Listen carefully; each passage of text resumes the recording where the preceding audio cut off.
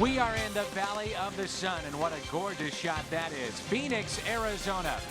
And we're about to find out just how good the Cardinals are. They're playing out of the Central Division, and tonight it begins against Arizona in game number 1. And with my partner tonight, Rick Horton, I'm Dan McLaughlin. Welcome to Cardinals Baseball. The Cardinals have Lance Lynn going this evening. He's trying to go to 6-0, and truly, Ricky, he has been not just one of the very good pitchers for the Cardinals, but one of the best in the major leagues. Cardinals off to a good start this year for a lot of reasons.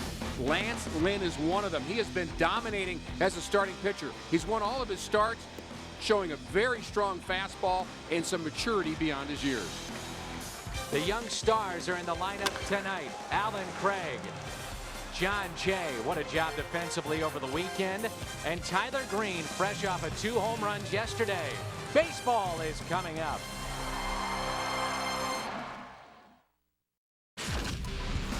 Gibson swings and a fly ball to deep right field. This is going to be a home run. Unbelievable! A home run for Gibson, and the Dodgers have won the game 5-4.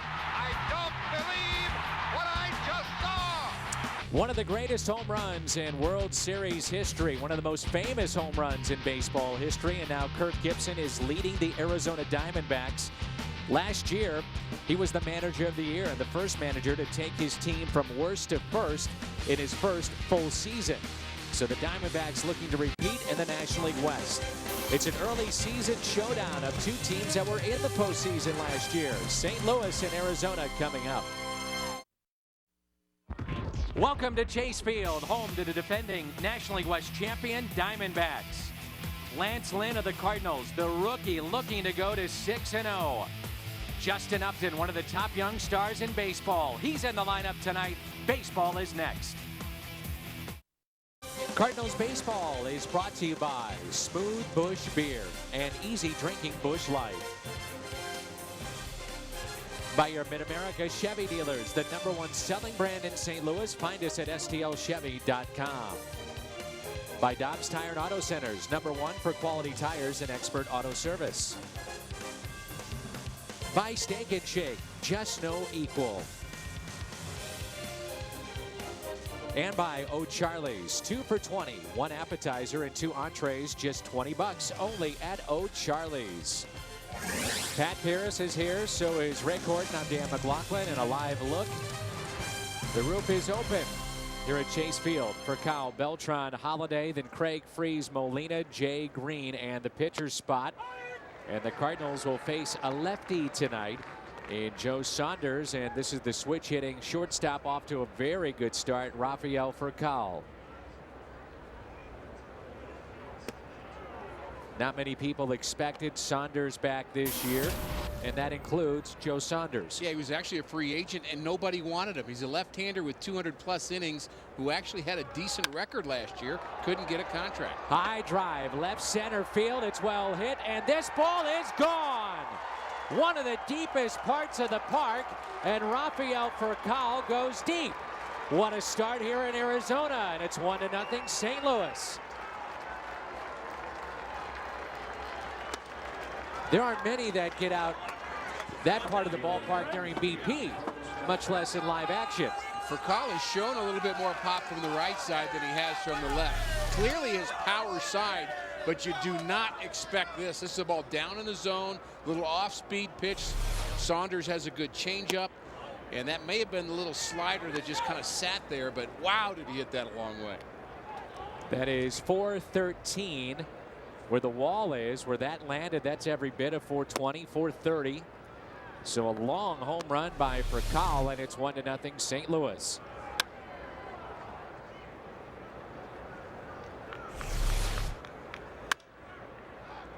Carlos Beltran pops one up into shallow right.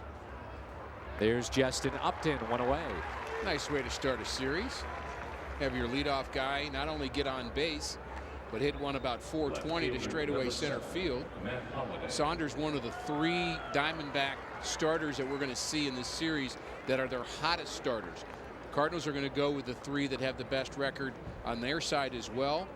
Cardinals with Westbrook and Loesch to finish out the series, and Ian Kennedy will pitch game 2, and Wade Miley, who's 3-0, will pitch game 3 for Arizona.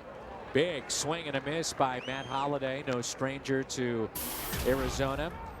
And this ballpark, all his days in the National League West Division. A surprise last year, the Diamondbacks, after a slow start, ran away with the division. Kirk Gibson, your former teammate with the Dodgers, would be the National League Manager of the Year. What a tremendous player Kirk Gibson was. It'd be hard to find a manager in the last 10 years that did as good a job with the ball club as he did with the Diamondbacks last year. Not a lot of high-name guys on this club, and a team that had a dramatic turnaround from the year before, a plus 29 from 2010. So he had to make these guys believe they were good, believe they could compete. They lost to Milwaukee eventually in the playoffs, but solid season. Here's a 2-2 to Holliday. Said the term make you believe, and I would assume when he was playing and you were a teammate of his, he made you believe you were going to win. You better, or you'd be an ex-teammate of his. He was not the manager of the team when I played with him in Los Angeles, but he was kind of the co-manager. This is popped up to the right side and out of play. Just don't tell Tommy Lasorda that. It was funny, those two, and Kirk can be very combustible, and Tommy could be very emotional, and those two would be toe-to-toe screaming at each other at least every other day. But part of what they did to motivate a team. This is popped up again to the right side. Foul territory with room, and making the catch is the first baseman tonight, Lyle Overbay. He's been around a long time. And let's take a look at the defense behind Saunders. Kubel, who they picked up in the offseason, Parra and Upton in the outfield. Ransom, Bloomquist, Hill, and Overbay along the infield behind the plate. Miguel Montero, and around the horn is brought to you by Dobbs. Lyle Overbay spent time in the American League with the Blue Jays. He's been with Milwaukee and now with the Diamondbacks. And that replay brought to you by Plaza Tire Service. Here's Alan Craig. And Dan, a couple of missing pieces for the Diamondbacks in the early going. Stephen Drew had a collision at home plate last year, broken ankle. He's not back yet. And Chris Young had a collision with a wall. He's on the disabled list. There's a base hit for Craig off the DL, and he comes out swinging here in the first week back to live action. Second hit in this inning, and it extends the inning to David Freese. Jumping on the first pitch. It's a fastball up in the zone, high and away, not a good spot. Gets his hands on top of it, drives it up the middle. Really had a breakout game in the final game in Houston. So here is Freese, the third baseman, hitting .302. 6 home runs, and he's driven in 24. On the first pitch, it's popped up. Montero will give it a look, and out of play. It is amazing when we travel on the road and visit all the different cities in the National League, how many Cardinal fans you'll find, and this is a fun trip for many fans to make here to Arizona. I see a Molina jersey. I see a Nick Punto jersey. The Shredder. A Scott Rowland jersey.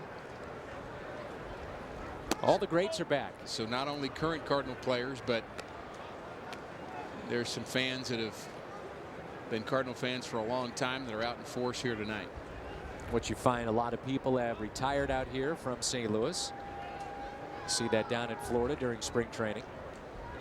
The 1-1, instead of check on the runner at first, and that's Alan Craig. Mentioned in our open, we're about to find out just how good the Cardinals are. And these 3 games should be a pretty good barometer. Facing good pitchers, at least the best that the Diamondbacks have to offer right now. Kennedy really good. We'll see him tomorrow. But I think you're right. If you look at the divisions one by one, you look at the National League Central, and it has the biggest minus collectively in terms of how they're playing in aggregate against the rest of the National League. And the West is tough. The East is a lot tougher. But when you play teams like Arizona out west and the Dodgers, you're going to find out just how good you are. That is hammered. That'll get into the corner. Alan Craig on his way to third. Oquendo will wave him in. Here comes the relay. The throw to the plate, not in time. What a shock, huh? 2 outs, and David Freese delivers with an RBI double. A 2-out RBI, and it makes it 2-0 St. Louis. That guy is clutch. Very good with 2 outs. Very good with runners on base. Also had a watchful eye on Alan Craig running from first all the way home. He little tender it looked like when he crossed home plate. It's a long way to go. This ball gets into the corner, bounces around just a little bit. Craig had a good jump. Jose Oquendo being aggressive, and it pays off. Now Molina with 2 down.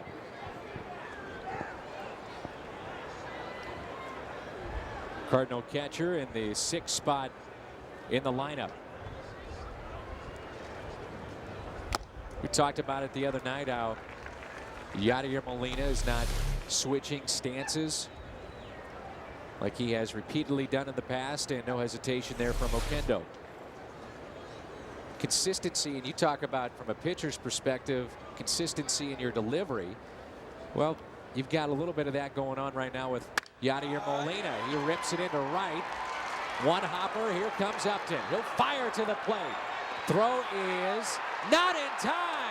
Freese somehow got under the tag, and it's 3-0 Cardinals. How did he avoid that tag? Throw is just a bit high, and David Freese heads up play. RBI for Molina. Molina ends up at second base, and another gutsy call by Jose Oquendo, as he knows the right fielder has a strong arm. Upton, very talented outfielder, and you know you're going to get a cannon, and this ball is hit on the line too, Dan. So one hopper, he's coming in. You know it's going to be a close play at the plate, but Montero has to jump, and while he comes down, Freese slides underneath. Now John Jay, and astutely, Molina winds up, as you mentioned, at second base, so he's in scoring position, and already a 3-run lead for Lance Lynn.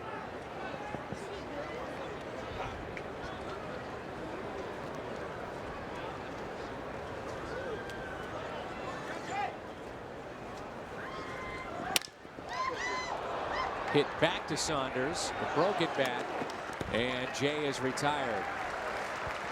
Yadier Molina drives in the 3rd run of this game, and the Cardinals have an early lead. The gun by Upton. Throw just a bit high, and Freese is safe. 3-0 St. Louis. David Freese talking there with Matt Williams. He knows a thing or two about third base.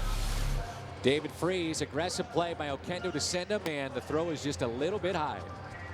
Strong throw, just a bit high, as you say. Would have been better probably as a one hopper than trying to throw it all the way. And a perfect call, slides underneath. The home plate umpire Paul Schreiber right on top of it. Let's take a look at the lineup now for Kirk Gibson. Parra, Upton, and Kubel. Then Montero, Ransom, Overbay, Hill, Bloomquist, and Saunders. Lance Lynn trying to pick up another win. Again, not household names for Arizona, but somehow the whole is a whole lot better than the parts when you look at this Arizona lineup. They have some speed in the lineup. They'll have to control Parra and Bloomquist, especially in terms of their ability to steal bases. But everything he's done so far this year has been good. Very few walks for Lance Lynn. Opponents have only hit 167 against him, so they're not even putting the ball in play very often. If you had one pitch that has separated him, as you get a look at Parra digging in for the first time this evening, what's that one pitch that separated him from everybody else? It's just his fastball. And you hate to be, it's a boring answer, but the fact is his fastball went from a good, average to good major league fastball when he came up to a plus fastball, because he's throwing it with more movement and better command. And we've seen also, Rick, in his last 2 starts, he really hasn't established an off-speed pitch. You know, it's been that changeup at times that has allowed him to have success, because the breaking ball has not been there. And the changeup, he throws a couple of different kinds of changeup depending upon how he feels that day. One of them he actually holds like a split, but it's not a split fastball, it's a split changeup. And all he really does is tries to get some velocity off the ball any way he can, and he'll just do it whatever feels comfortable on that given day. There's a base hit into right, and Parra, he can run a bit on his way to third with a leadoff triple.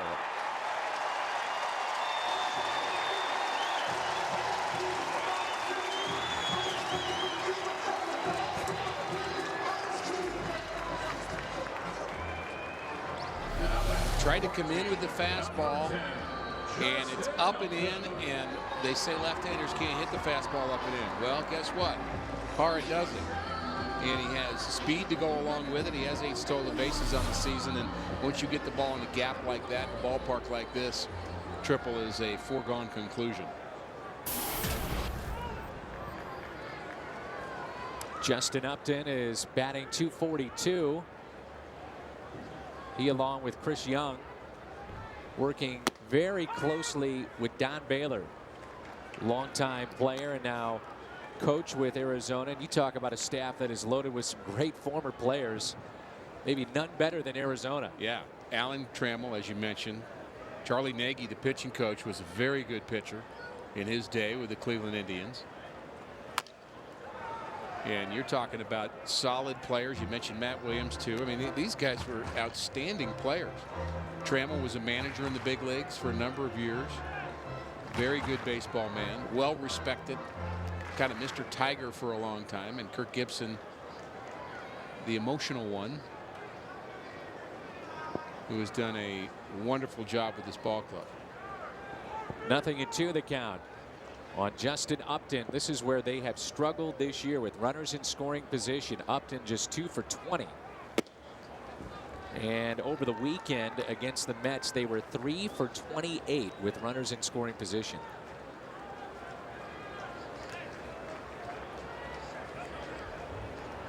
A 5-5 road trip when you go all the way across the country is not so bad. There's that breaking ball and a strikeout. 79-mile-an-hour pitch from Lance Lynn. His first strikeout of the night. And it's Holiday, Jay, and Beltran in the outfield. The infield is Freeze for Cowell. Green and Craig on the right side. Behind the plate, Yadier Molina. And around the horn is brought to you by Dobbs. Mike Matheny and the Cardinals lost 2 of 3 over the weekend, and they start play at 17-11. So now Upton 2 for 21 with runners in scoring position. Here's Jason Kubel. They picked him up in the offseason. And Kubel not much better, just 5 for 27 with runners in scoring position. And he's 0 for his last 16, and he was off to a torrid start, and really he's been a professional hitter for a long time in the American League. Kind of a classic 275 to 290 hitter, guy that drove in over 100 RBIs one year with Minnesota. So you have to be careful with him. Ron Gardenhire, the Minnesota Twins manager, was so upset last week. They were no hit by Jared Weaver in Anaheim. And Weaver pitching tonight at Minnesota, but Ron Gardenhire said, look, the kid pitched well, and I'll leave it at that. He said, but we were awful. Here's a 2-1 pitch. Just missed outside. 3-1.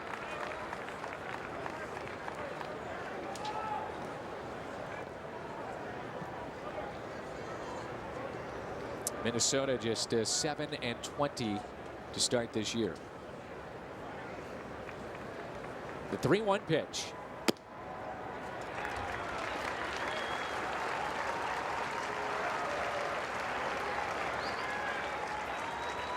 Look at our Toyota keys to the game and the ERA leaders in Major League Baseball, and you find Lance Lynn on that list, 1.60. Ryan Dempster, 0.95 for Chicago.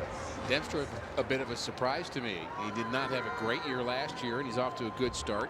Cueto, I'm not surprised really about him. Saunders and Lance Lynn, I think, would surprise most people in baseball. They'd say, really? Those guys in the top 5? And of course, there's a long season ahead, but they've done a nice job of picking up where their team has had some injuries. Miguel Montero is a nice story for the Diamondbacks. The catcher, hitting .267, pair of home runs, 14 RBIs. When Arizona got him, nobody, and I mean nobody, wanted him. He was just a guy they signed because they needed to fill a roster spot in the minor leagues. And here he is, player that's developed into a nice major leaguer. Lynn keeps trying to hit that outside corner and not getting the call. 2-0. Montero's developed into a all-star is what he's done, and also leads the National League, actually all of Major League Baseball, in his caught stealing percentage. He's thrown out 7 runners already.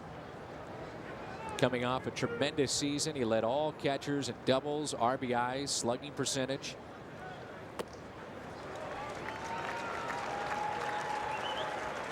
One thing about Lance Lynn, we've seen him be aggressive and being aggressive inside the zone. Right now it looks like he's just picking a little bit. He's just missing the outside corner. Looks like the back door's not open. Very unusual. He hasn't walked more than 2 batters in a game yet this year as a starter for St. Louis in his 5 starts. 3-1.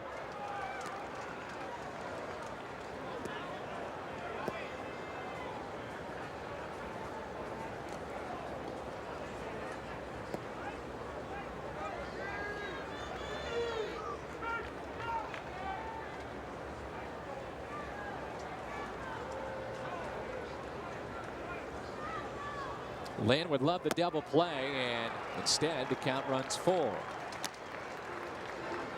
Changeup 3-1, breaking ball 3-0 with a 3-0 lead in the first inning. That's a very surprising pitch selection for a guy that throws 95 miles an hour. But it may just have set up a fastball right here, trying to get that ground ball that might end this inning. And there's a strikeout, a throw to second. Safe. Montero strikes out. And Lance Lynn has his second in the ballgame, second in the inning. When you're a catcher, that's a tough spot. You want to argue because offensively you're looking to contribute, but yet you're also in this game because you're out there to help your pitcher. No doubt, a lot happening on that play because you also have a stolen base, close play at second base. Kubel is safe, but the back door wasn't open, but the front door was. It looks like that inside corner is going to be a pitch that may be called more a strike than the outside half, and if you're Montero, you better take note of that and use it. Runners at second and third. And a swing and a miss by Cody Ransom. Am I missing something here with Lance Lynn? I mean, he just rears back and says, here you go. And there are a ton, not just in this inning, but so far this year, a ton of swing and misses. Well, that's why that fastball has become such a plus pitch. It's not just a kind of get me over and get a ground ball. It's a blow it by you pitch. And he did not have that when he first came to the big leagues. In fact, I recall a conversation with Dave Duncan, watching him watch Lance Lynn throw in spring training. He said, you know, just think he might be a little short with his fastball. Just don't think there's quite enough there, and you know, maybe he'll get it. And guess what? He did. Yeah. He more than got it. Saw it last year, develop in the bullpen, emerged in the postseason. Chris Carpenter goes down. Lynn is inserted into the rotation. No Roy Oswalt. There's strike 2. Now, Dave wasn't criticizing Lance, but that's what you have to evaluate. Is this pitch going to be a pitch that's going to be a dominating factor at the big league level? That's what we're talking about by a plus fastball, not just one you can throw over the plate or even one that's low 90s. I'm talking about one that can really be starter quality fastball, and I think he had it in him. He just wasn't letting loose with it, and he certainly is now. One pitch away from striking out the side and protecting the plate, Cody Ransom. As he fouls that away. 1-2 is the count. 3-0 St. Louis here in the first inning.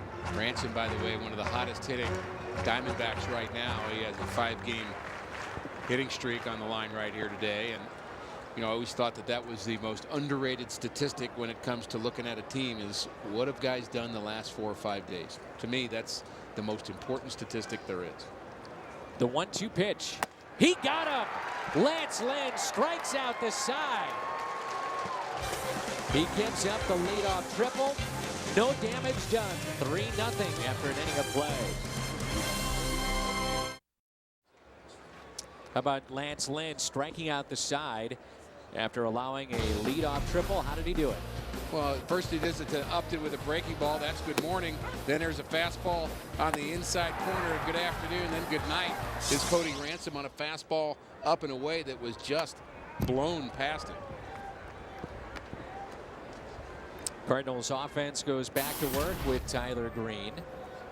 Already with 3 home runs, 2 of them yesterday. And the 0-1 pitch is taken for a ball inside. He just flat out teases you with his immense talent, but can he put it all together? Well, he really gave a lot of credit to John Mabry after the game yesterday for the work that they've been putting in, trying to get him ready to play. And the key for Tyler Green right now is there's going to be a log jam of playing time. Skip Schumacher's playing well. Daniel Descalzo's a guy that needs at-bats, and Lance Berkman's going to be back soon. So, you know, where's everybody going to play? Well, just moments ago, before our first pitch, those 2 young kids right there, they don't know who that is catching the ceremonial first pitch. They're about to find out. It's Lieutenant Colonel Paul Aguirre, back from Iraq. And his son and daughter had no idea that that was taking place, and obviously had the catcher's mask on. How awesome was that, Dan? Boy, baseball just, you know, got put in perspective when you saw that. We, by the way, at Fox Sports Midwest, once again, will have our salute to the troops, and we'll hook up with some of the troops over in Iraq and Afghanistan. Every year, there's a story that emerges from that telecast, and last season we had a young lady that hadn't seen her husband in a long time, and there's a check swing and a strikeout of Lance Lynn. And just last week he came home and had a chance to see the tape that had his wife on it, and was brought to tears again. David McCorney of our staff arranged that, and apparently they're going to come to the ballpark hopefully next homestand to come by and say hello. And one of the things that we're very aware of, Dan, as we do things like that, is the reality that there are a lot of stories that don't emerge that are human realities of what it's like to have the separation and to serve the way they do, and we can't get them all. We don't know them all, but we trust they're there, and the stories that we do find, I think, just become symbolic maybe of all the wonderful examples of love and patriotism for our country and service to our country that we know are out there. So we enjoy that night. It's always a special telecast. And as we always say to our men and women of the armed forces, thank you for what you do. This is popped up, and on the infield it'll be taken in a 1-2-3 inning. Another shot of Lieutenant Colonel Paul Aguirre as we head to break.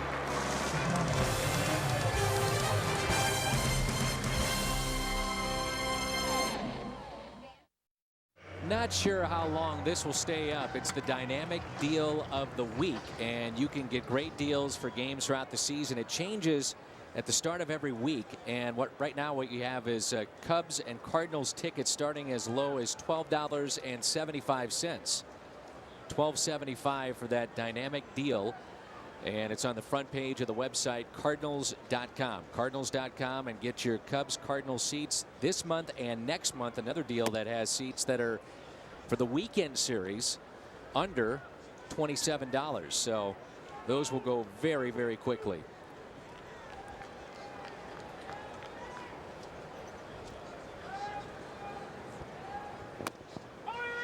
One ball, one strike on Lyle Overbay, and this weekend we're going to have packed house on Friday, Saturday, and Sunday. Limited amount of seats for all 3 games, but there are a handful of tickets still available. And Friday night is the Tony La Russa night, and we'll carry that ceremony for you right here on your home of the Cardinals, Fox Sports Midwest. Lots of Hall of Famers will be here on Friday night. The 2-1 pitch is taken high and inside. 3-1 on Overbay. Command off a bit in the early going for Lance Lynn, but the fastball isn't. It's been explosive, striking out the side in the first inning. Did walk a batter. Now he's 3-1 on Overbay. A shot that's caught at short. Rafael Furcal.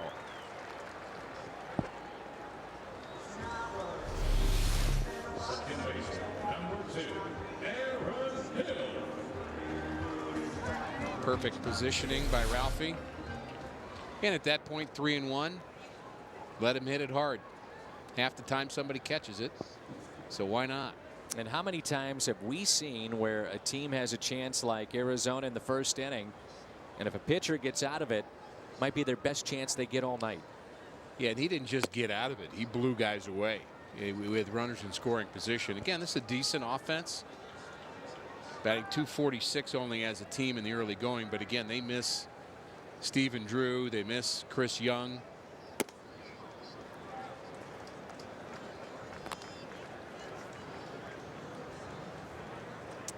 Young has been out since mid-April with a shoulder injury as he crashed into a wall. So we will not see him in this series. 2-0 pitch to Aaron Hill.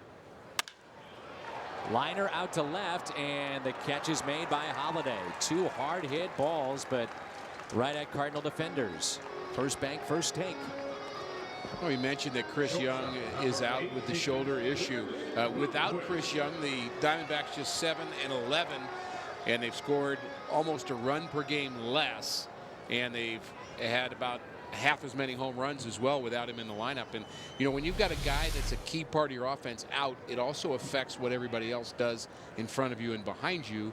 And you know, the Diamondbacks aren't deep enough to be able to afford to lose a guy like Chris Young. They're a good team, they play well together, but I wouldn't call them a deep team.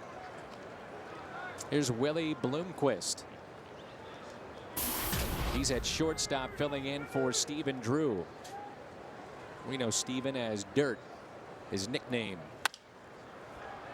Had a nice opportunity to visit with Stephen. I knew him when he was in high school, and JD would have him out at the ballpark and have Jose Oquendo hit him ground balls out at Busch Stadium, and knew he was going to be a draftable kid. And also met their other brother, Tim, who pitched in the big leagues with Cleveland. And Dirt was telling me, or Stephen was telling me, that Tim got his college degree yesterday, and he's really proud of him. JD's retired and happy, and he can't wait to get out and play baseball again. 1-2-3 inning for Lance Lynn. Beltran, Holiday, Craig coming up. Cardinals baseball on Fox Sports Midwest is brought to you by MyKiaStLouis.com. And right now at Jack in the Box, you can try the new Chipotle Chicken Club Combo for just $4.99 plus tax. A 3-0 lead for St. Louis as we move to the top of the third here in Arizona. You know what's crazy about these cell phones, Rick? They actually take incoming calls. You know, you can dial out to call somebody, but they actually, if you call, for instance, if you would call me, it would ring. Right now? Absolutely. And Pat went out to lunch with our crew and said, "Hey, Pat, what's going on?" And I got nothing. Why is that? Pat Paris is here in the booth, and my phone I'll tell you what, just never rang. I knew this was coming. Sorry, I think he's trying to make a point, frankly. These crazy things, they actually take incoming calls. Really? I'll remember that. Have I made my point, Rick? I think you have.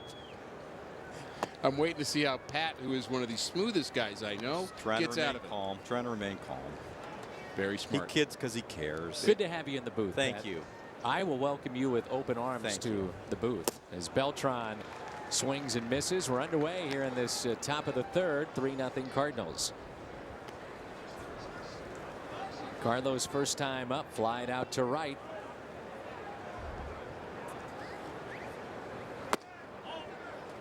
At times that pitch, Rick, has been a strike tonight. Yeah, I still think, though, the outside half of the plate he's seeing differently than the inside half. Now, outside to a right-hander, inside to a lefty, seems like you're getting a little bit more of a cushion there. This is well hit out to deep left. Track wall, goodbye. Way out of here. Carlos Beltran, goodness gracious, his 8th home run of the season. No doubt about it. And the Cardinals have a 4-run lead.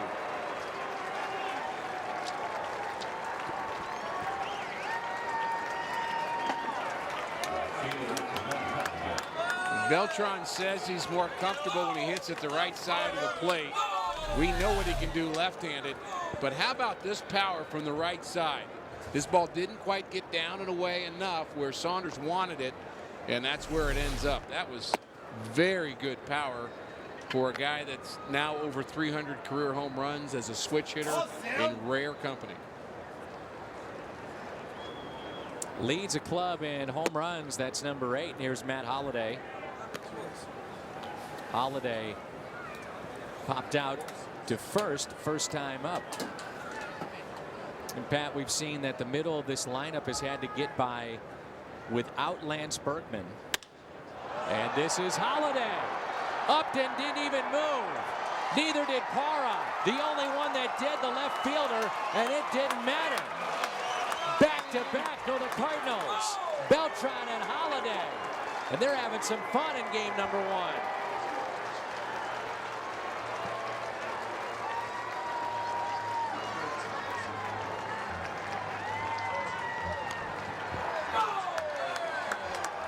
Five Cardinals now with RBIs in the early going. Holliday, home run number 6. Cardinals' 3rd home run of the game. Saunders has been trying to get that pitch inside on right-handers, and it's just not getting there. And then he leaves one out over the plate, and the Cardinals lose it. Upton in right didn't move. Parra in center didn't move. And then the left fielder, and tonight it's Kubel. He would give it a look, but he knew it too. It just has a different sound, doesn't it, off the bat? And the trajectory was unbelievable how high he hit that thing. So back to Lance Berkman. Yeah, Lance Berkman. Adam Wainwright was my guest on the pregame show on Cardinals Live, and he said, you know, Lance is getting, I asked him, Lance is getting close. He said, yeah, we haven't even had Lance Berkman in the lineup but 7 games. They haven't had Alan Craig, Lance Berkman.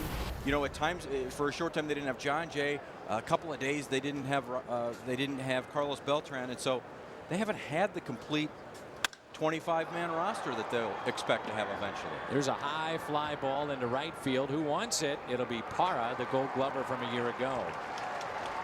And it's an interesting point you bring up because this is a team, and Rick and I touched upon this during our open.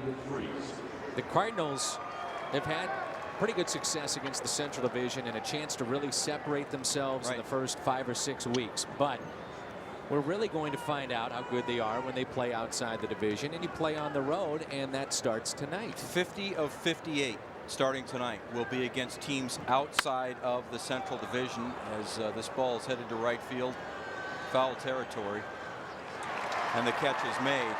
50 of 58, including some interleague play as well, so far outside of the division.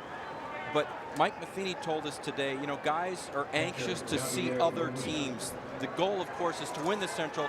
You want to play the Central Division teams, but sometimes you get tired of playing the same teams, and we went through that stretch of 27 in a row, Rick. It's really tough sometimes for the starting pitcher, too, to think of another creative way to get a guy out that you face 3 times in a month. And you know, it is part of the game, and they're, of course, probably tired of facing you, too. But I think you do find out more about how full of a team you are when you play teams that handle the running game well. Then you play teams that have a good back end of the bullpen, and you have teams that have power. And so you find out how your team can complement all those competitors.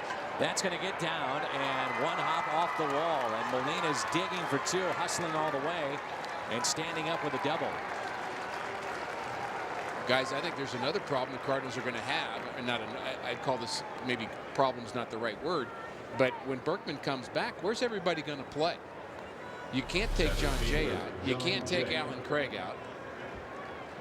Yachty getting that pitch away and driving it. It's a good problem to have, but you need to get at bats for now a larger set of players. And that's Mike Matheny's constant reaction to it all. It's a nice problem for me to have. It's a nice problem for us to have. They'll find the at-bats for some. Others, when Lance Berkman comes back, which could be any day now, they may find themselves back down at AAA trying to get some more at-bats down there. Yeah, a nice problem is still a problem. Yes.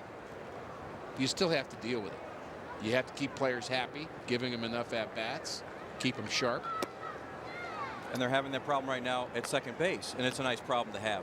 But when you're talking about, as Mike Matheny described today, I've got 3 guys that could be starting on a lot of teams in the majors right now at second base. But we've only got 1 starting job for them every night. And it's been working so far, but you got to keep these guys sharp. One guy that quietly has been very good for the Cardinals with the glove and at the plate, John Jay. We don't talk about taking him out of the lineup. If you can be leading the National League in hitting and have a quiet year, that's what John Jay's doing. But his defense in Houston was spectacular. And a swing and a miss. 2-2. Would you agree it's been a quiet coming into play tonight? 392. Yeah, I mean, he's not crazy as that sounds. Well, he does. I do agree. He doesn't have the power numbers, which, you know, and I think you kind of take John Jay for granted a little bit. You know, he may have a 2-4 for 4 night, and you kind of go ho hum.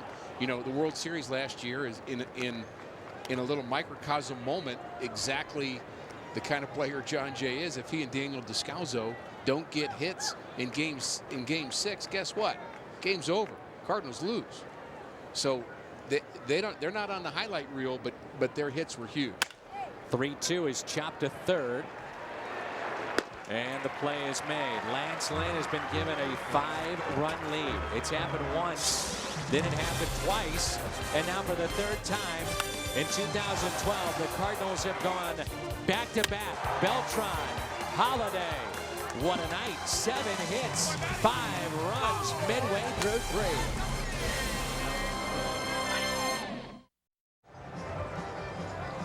Well, if you're on the road, you travel for a living, why not take us with you? It's MLB.tv, and you can find us very easily at Cardinals.com. MLB.tv. Baseball is everywhere.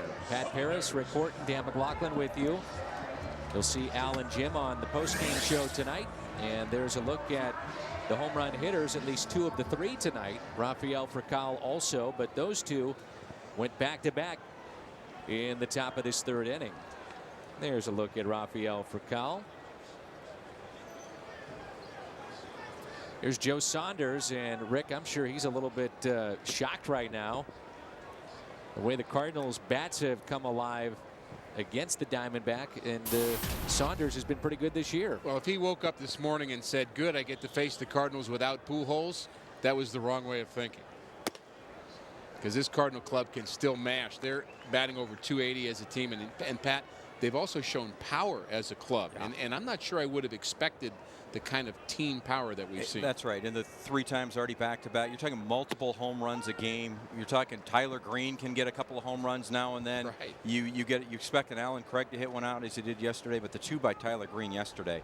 And really, he almost had a 3rd. That other one was only a couple of feet from being a home run. Imagine that kind of a day. And talking to him today, he was, you know, obviously trying to keep in perspective, but really still really happy about the ability.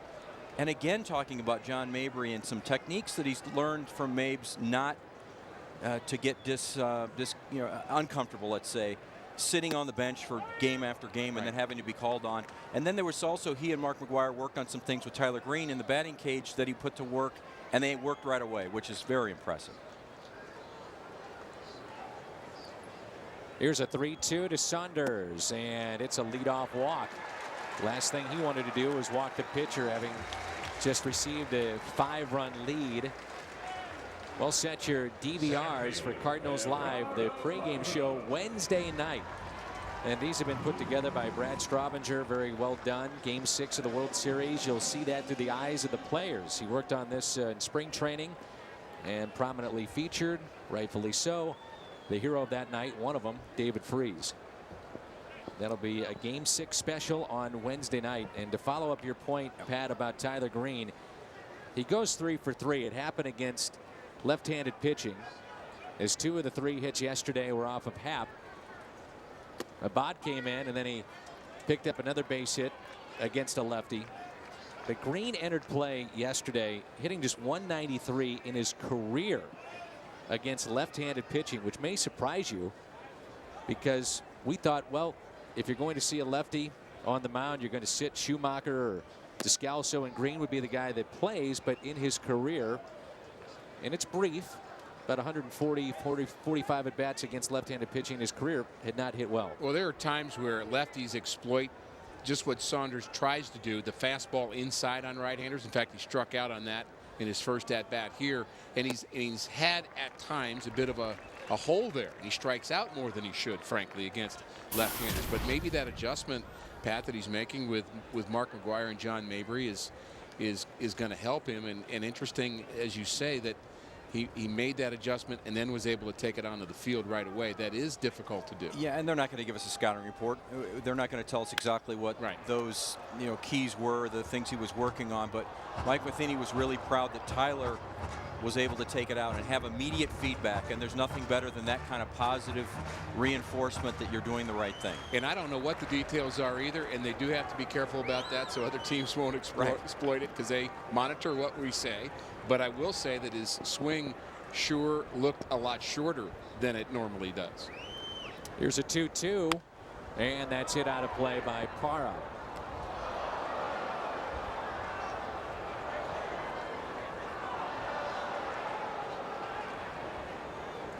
Going back to your point, Rick, where do you find at bats for all these guys? Berkman is out right now, so clearly you have a chance to play Craig at first, and then the outfield that we see tonight. But that could change come this Friday. And if you're just joining us, Pat telling us that Berkman more than likely will play Friday, but maybe a little bit sooner. Well, he might play Friday, but at the same time, he went through that entire day of not just BP, but taking grounders. We haven't seen him take that at first base. We saw him running in the outfield a lot faster than he did yesterday. And so, yeah, they might hold him back a day or two, but there's also the possibility he could come back sooner. It's another 3-2 pitch and a strikeout. Here you go, big boy. He just lets it rip in a swing and a miss. It's 4 strikeouts, and we're at Chase Field in Phoenix, Arizona. Cardinals baseball tonight. Dan McLaughlin, Rick Horton, and Pat Paris with you. I just love that. Here you go. Hit it. And right now they're not. And there's nothing that's. And Rick, I see you smirking over there. Good old-fashioned hardball. Well, I'm just jealous. It's good old-fashioned hardball. It's just kind of rearing back and having the confidence that, yeah, you know I got to throw a strike. I know I have to throw a strike. Here, hit it. I got an idea. You're smirking over there. Get these guys extra at bats, the guys that aren't playing a lot. Why don't they do a B game tomorrow? You can pitch, and you can see if you can get it anywhere close to 94, 95. I'll keep some guys hot. That's for sure. Bat rack is shaking right now, is what you're telling me. No, there's a thing of being below the hitting speed. There's a high fly ball into center, and as we talked about, this is a very spacious ballpark. The catch is made by Jay, and Upton is retired. He's 0 for 2. If you have a question for us, head to carsoup.com/Cardinals and send us your email the booth questions. And I've got an email the booth question. Can I ask you right now? Absolutely. I've got the question and the answer, but people have asked me quite a bit. Well, I'm actually passing along the question from others. That's funny, Dan. Thank you. Be funny tomorrow, maybe. Yeah. The question is, how about Alan Craig at second base? Many people have asked that question. Of course, that creates a bigger logjam there. But, you know, talking to the Cardinals, that's not going to happen. I think Alan is going to be more of an outfielder long term. And, you know, Tony La Russa used him there a couple of times at second base. And imagine that power lineup if you could throw him in there as well. But that's not going to happen. And so remember, what do you do? Remember, he was at third base early in his career, and they decided to move him to the outfield and to play along first base. And we've got one of those, too. Yes. There's a strike, 0-2 on Kubel. Walked and picked up a stolen base back in that first inning.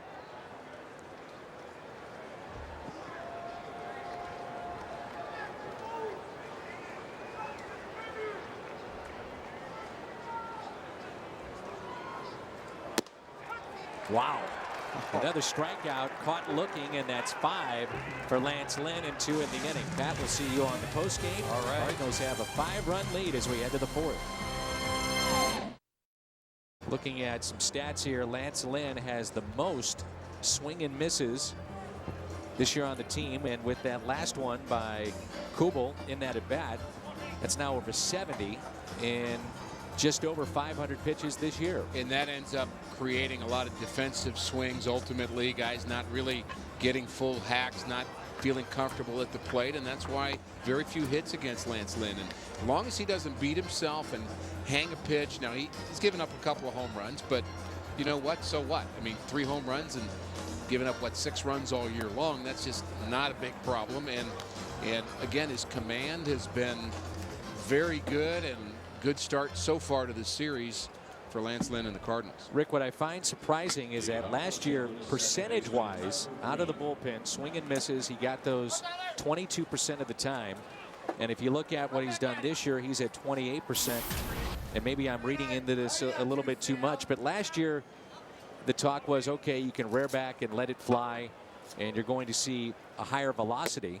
As Green lost the bat, goes about 10 rows deep, and everybody seems to be okay.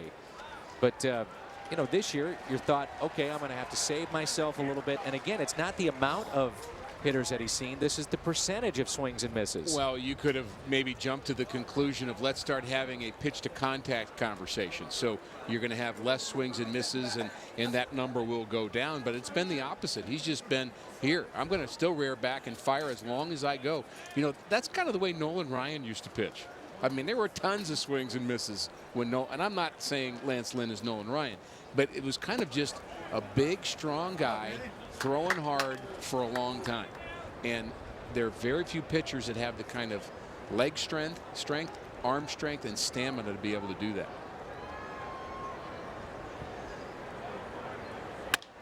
Here's a little chopper left side, deep in the hole. Bloomquist fires and safe. Green, the power yesterday and the speed today as he picks up a base hit. That play actually closer than I thought it would be. Pitcher Lance Lynn. Tyler runs very well, the fastest Cardinal. The veteran shortstop Bloomquist did all he could do.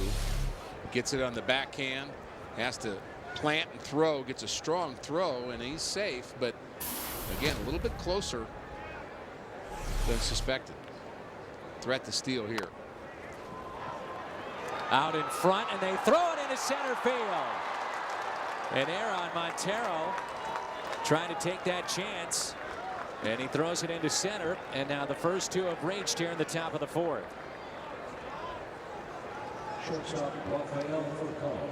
Speed comes into play here. This is not a very good bunt. It's right in front of the plate, so Montero says, I'm sure I can get this guy, but wow, he's close to the base. So he rushes it a bit, pulls the throw into the ground, almost a throw that you could sense that maybe he wanted to stop in the middle of that throw and maybe say, you know what, not a good move here. I ought to just get an out. Now they've got a lot more trouble than they would have had if he just got the easy out. Did you feel at all that he was distracted in getting to the baseball, not the throw, but just getting to it with Lance Lynn coming out of the box? Well, he looked back to the ground. I almost thought he might have tripped over either the bat or his catcher's mask, one of the two, because he was kind of looking back like he was distracted.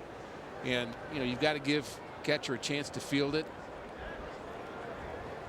Kind of an odd thing because they're both moving at the same time. So 2 on here in the top of the fourth, already a 5-run lead, and that's taken down and in by Furcal. The talk coming out of camp is Rafael Furcal out of shape. Is he too old? Is it a mistake to give him a 2-year deal? And he's answered all those questions and then some. He's been healthy, big key. He's gotten back in shape and he's played well. Little flare out to center. This may drop, and it will. Drops in for a hit. Here comes Green, firing to the plate, and he is safe. Green scores to make it 6-0. Furcal with 2 RBIs on the night. The speed again of Green. Tough play to read off the bat as to whether or not to score, but then his speed, if you're a little bit hesitant, can make up for that. Well, this is speed and instinct. He's got to know this ball's going to drop, and by the time Parra comes up with it, Green is already at home plate. Good slide, good throw from Parra. You mentioned he's a Gold Glover in center field. And Tyler Green read that perfectly off the bat. And that is a play that no coach can help you with. You have to see it. Because by the time Jose Oquendo and Chris Maloney say something, it's too late. Popped up a mile high. And infield fly is the call. Catch is made. Beltran is retired. And folks, these are a couple of outfielders that have very good arms in Parra and Upton, and the Cardinals have been aggressive against both of them. By that time he reads it, He waited a second just to see if it was going to drop and look like it might not be caught by Parra and doubled up, and the slide and clearly safe is Tyler Green. Parra last year with 12 outfield assists, that was tied for #1 in the National League. And since 2009, he is 3rd in outfield assists. So his normal position has been either in left or in right at times. With Young out, Kirk Gibson has moved Parra, his best defender as far as jumps are concerned, into center field.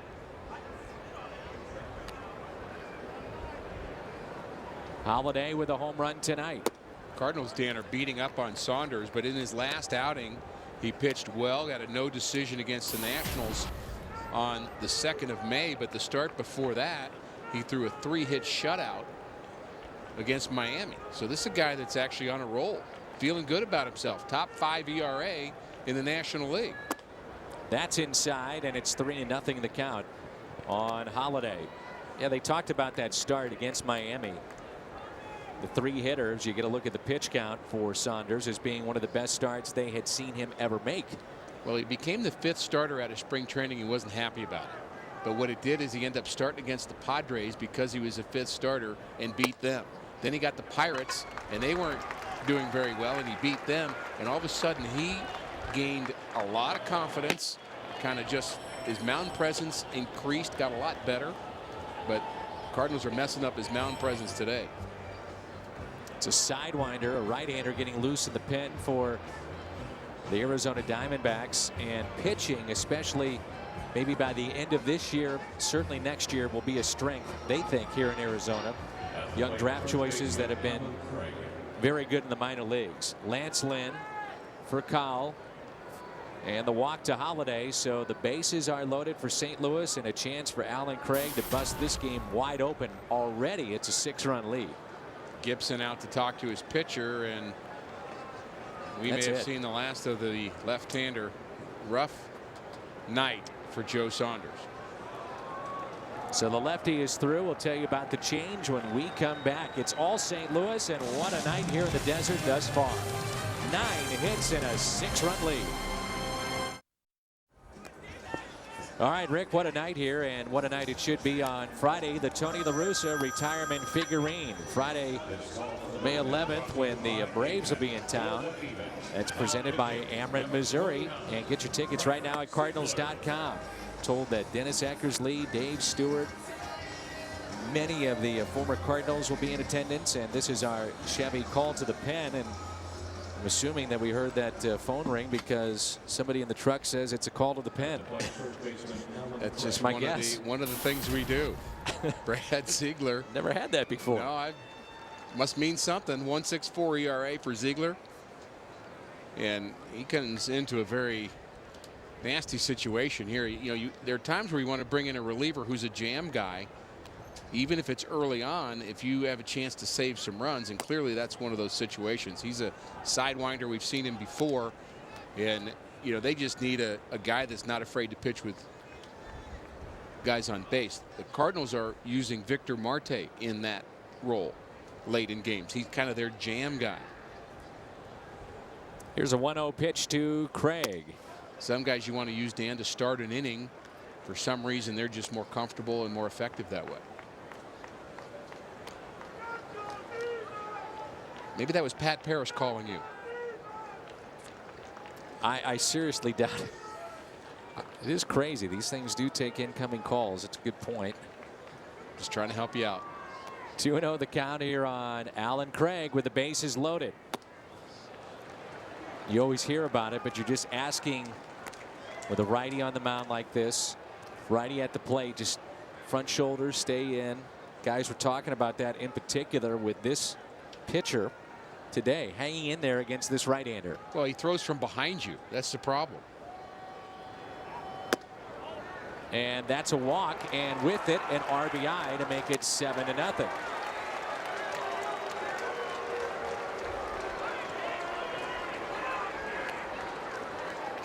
Back-to-back walks, and Kirk Gibson unpleased right now.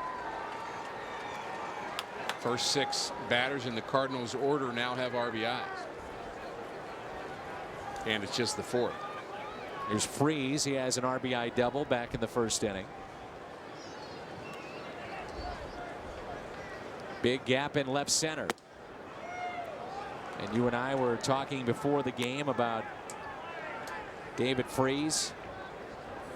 Potential of David being an all-star this year for the National League. And because of what he did, taking center stage, NLCS and World Series, and the proof is in the sales of his number and his jersey across the country. It was one of the top 20 selling jerseys in baseball for a while. I haven't seen the numbers recently, but because of that, Rick, you would think that the casual fan that may be punching out that ballot or voting on the internet will say, oh, there's David Freese. Yeah, I think I'll go with him. Plus, the numbers show that he probably should be there, too. Well, and as the Cardinal fans, you can't just kind of count on other people to vote for him. You've got to say, look, he's our guy. Not only is he our guy, he's backing up what he did in October. He's not a guy that we're happy with because of what he did last year only. He's now a household name that's producing. And that's a strike, and sarcastic cheer from the crowd. 25 RBIs in the season for David Freese, up among the league leaders, playing a flawless third base. Definitely a good choice.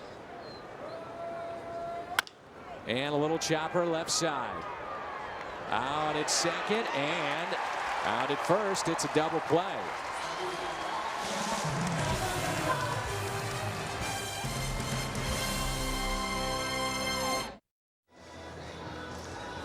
Nine hits already for St. Louis and a 7-0 lead.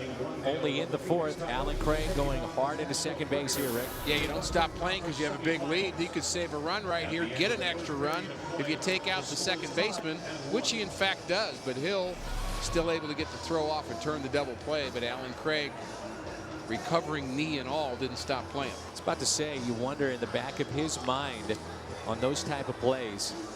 You know, you can't go in 50-50. And that's when you get hurt, when you go in 50-50. But it is a kind of a bizarre way of thinking about it. You just still have to play the game. If you start to pull your punch a bit, and we've seen guys do that sliding where you do kind of that half slide, little roll thing, and you're more apt to pull a hamstring or strain something doing that instead of just going full speed with your momentum and going hard. So Saunders allows 7 runs in this game, and Lance Lynn, who's trying to go to 6-0, statistically has been one of the best pitchers in baseball, has been given a 7-run lead. Montero, Ransom, and Overbay. And would it surprise you, Dan, if that's the amount of run support that he's had in all of his starts? He's averaged 7 runs a game. Part of the reason he's 5-0, but he's doing his part for sure. But the Cardinals have done more offensively for Lynn than any other starter. Jake Westbrook at 6.6 is second. 3-0 the count. Before everybody heads to sleep back home, I want to remind folks that very special day is coming up on Monday, May 21st. We are back home. That is a night game. There's a leadoff walk, but in the afternoon, our friend John Mozeliak will be the honorary chair for the American Parkinson Disease Association. Are you telling people to go to sleep, Dan? Is that what you just said? No, we're good about sending them to sleep. And this weekend, by the way, we've got our 5K race, Girls on the Run. So we'll be part of that this weekend. Sometimes we put them to sleep, but I don't think tonight. I just was wondering where you were going with that. Just trying to keep people informed. I am. We'll lead out to visit with Lynn. That's 5 straight balls. But Monday, May 21st, out at Lake Forest Country Club, there's a chance to win a BMW. There's also jewelry to be awarded.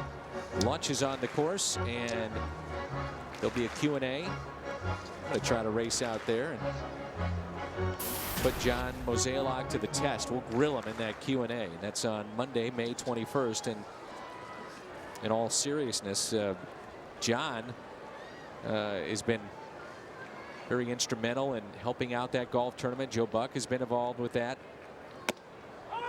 And if you have a chance to listen to John do a Q&A, Joe Strauss, Derek Gould, Rick, Dan, we're not around. So then he'll give you the real stuff that's going on. That's right. So it's always good to hear what the GM has to say.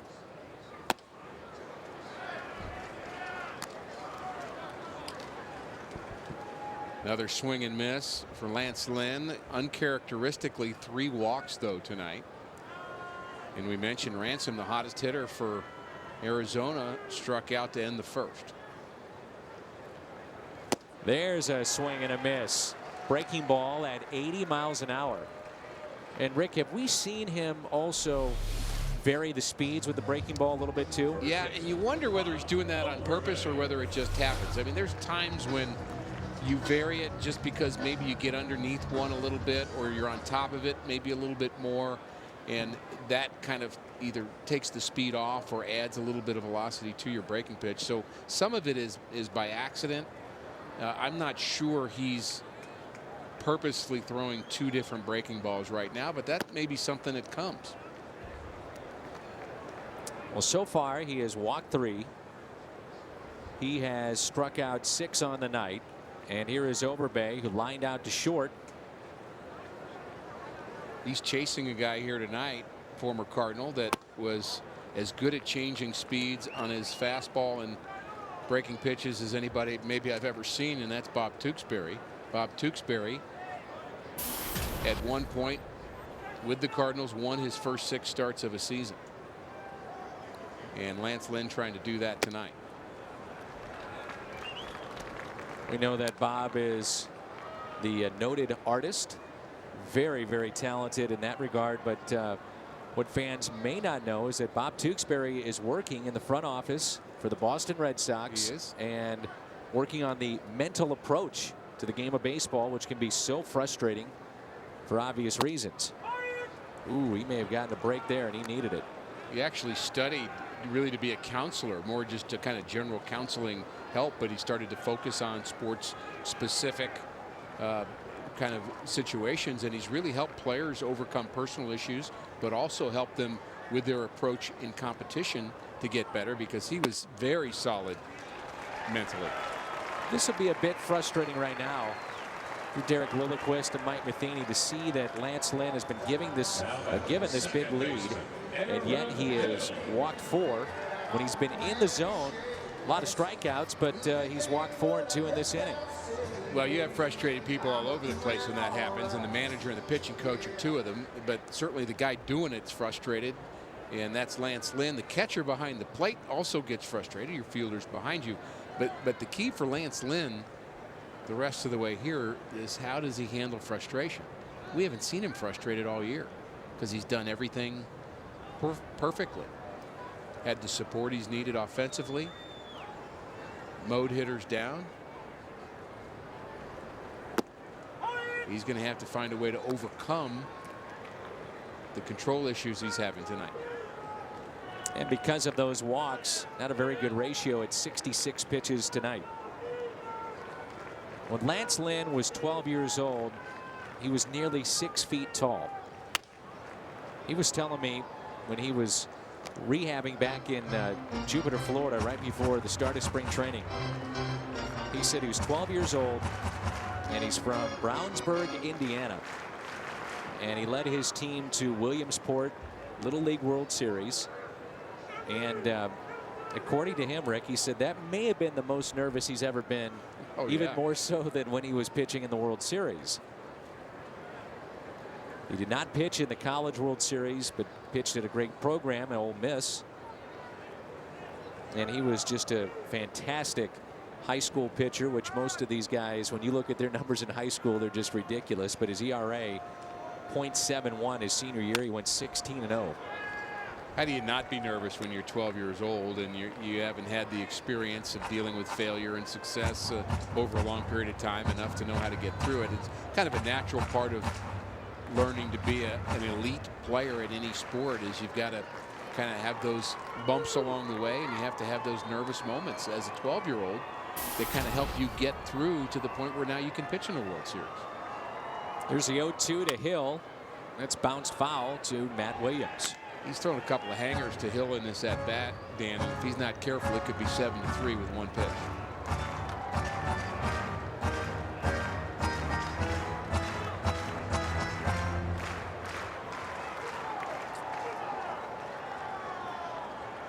When you look around baseball, there are other pitchers that do have the 5 wins to match a Lance Lynn.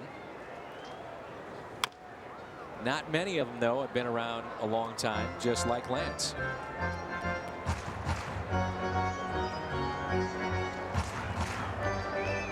Usual suspects are Lincecum and Halladay, some of the biggest names in the game. Kyle McClellan was either 4-0 or 5-0 early on last year, and so I think you have to always temper it with let's see where we're at in August. Popped up to the right side. Craig looks like he has room. Foul territory, makes the play. Nicely done by Alan Craig for the out. And there's 2 away with 2 on. And here's that list. Lance Lynn, James Shields, David Price. No surprise really with David Price and Bumgarner. San Francisco, they lead the league in errors. They struggle hitting, but boy, they can pitch when their guys are right. Well, pitching makes a big difference, and you can get agreement from that in Tampa Bay with 2 guys on that list. Tampa Bay has the best record in baseball at 19-9. Sorry, they're 19-10 now. Baltimore has actually overtaken Tampa Bay in the American League East. That's a tough division, isn't it? The Yankees 2 games over 500 in 4th place. Ripped out to left. The wave in the runner. The throw by Halladay to the plate. On line. Goodbye. He nailed him at the plate. Arizona still hasn't scored. A rocket by Halladay in left. A perfect throw to Yadier Molina. And it was like Willie Mays Hayes. Come on, keep coming. That throw beat him by a mile.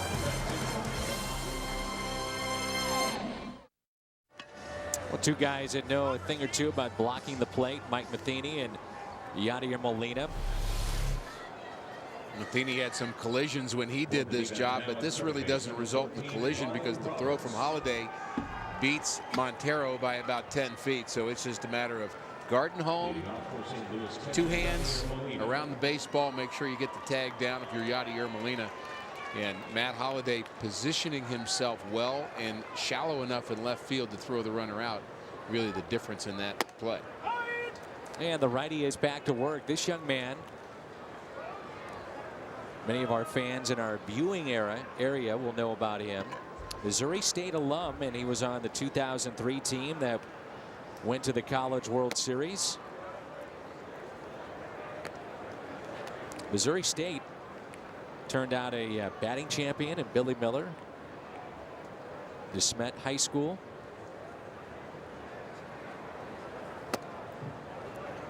Arguably the best player or the biggest name to come out of there baseball wise. I say arguably, but Ryan Howard would be a name that most would associate with Missouri State baseball. Recent memory, but there's been some really good players that have come out of there. I believe Mike Matheny's son, who's considered one of the top prospects, not just in the city, state, but nationwide. I believe he has a scholarship currently to go to Missouri State. But in talking with Mike the other day, Mike was saying that his son has put together some kind of year, and I know he is some kind of athlete. Fox Sports is proud to support Boys and Girls Club of America. It's a place where youth can reach their full potential as productive, caring, responsible citizens. GreatFutures.org/Fox Sports. My guess is Tate will get drafted. The question will be how high. And there's always a threshold of how high you're drafted, whether or not it makes sense and they make an offer you can't refuse and you decide to go and start playing professional baseball. And I think for 95% of people it makes more sense to try to go to get that college degree first, or at least get started on that. But for some guys that are a 1, 2, 3 pick, sometimes they make an offer you can't refuse and you can go to school in the offseason. Mike has instructed the Cardinals not to draft his son. That he has asked them to stay away from his son. And the idea is that he doesn't want any undue pressure put on his son. And, you know, a guy like Chris Duncan obviously could attest to that, as Roberts has come into the ball game. He is at third. Ransom is at shortstop. That's foul.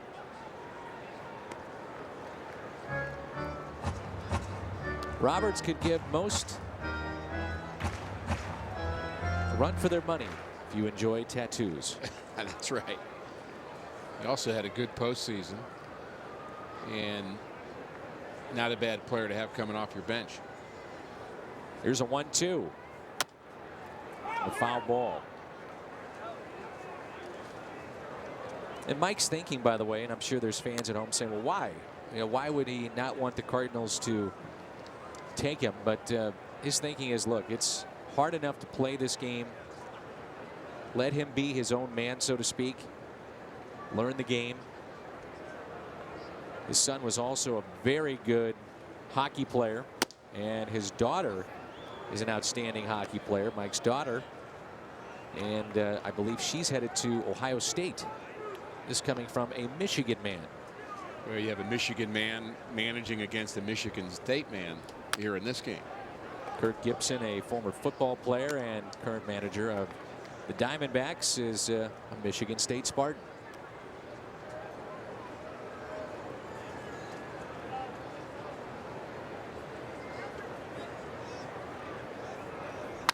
That's hammered into right field. Jay is hustling.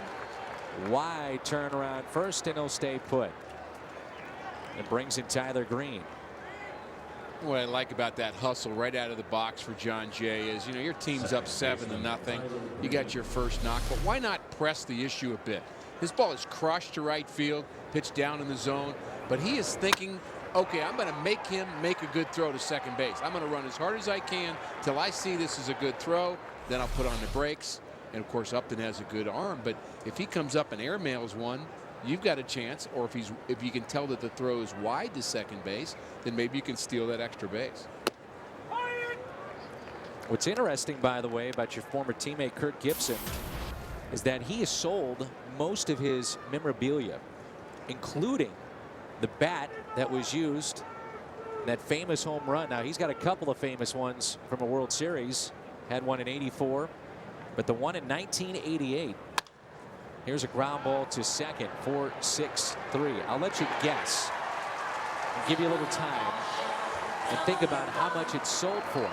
The second bat that is sold for this kind of money. Can't wait to hear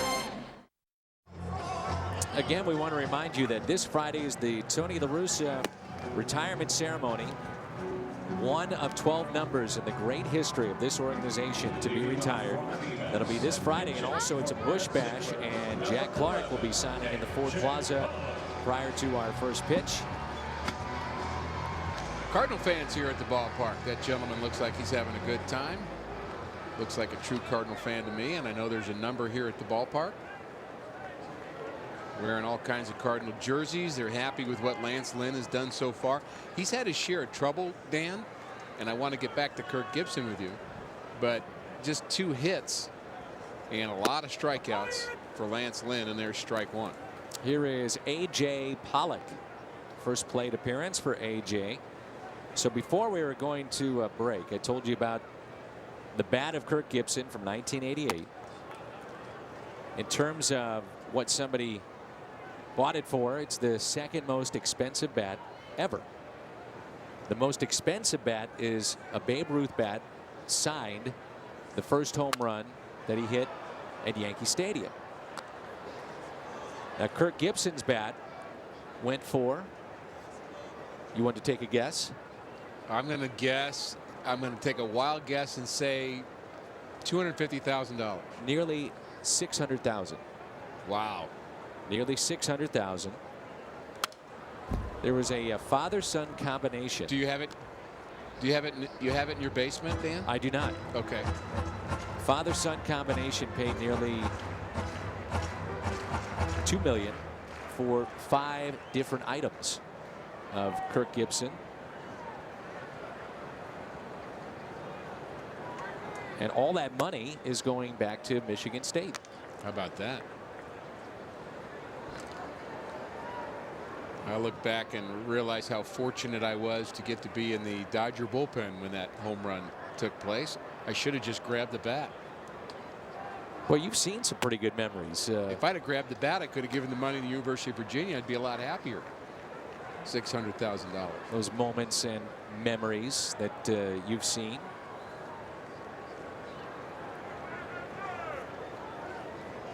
And I know when you met Kirk Gibson, he was very gracious in meeting you. Open arms. You might Love say it. that. There's a base hit for Pollock. Chase Field in Arizona. Bottom of 5 and a 7-run lead for St. Louis, along with Rick Horton. I'm Dan McLaughlin, and Pat Paris is with us as well. Kirk Gibson was introduced to me by John Tudor at the Hotel Sheraton in Montreal when I first joined the team, and Gibby walked up to me, put his face right next to mine before he said hello, and he said, "What are you going to do to help my team win?" That's the first thing he said to me. Not smiling, I'm assuming. No. Stone-faced. And when I stopped shaking, I answered the question.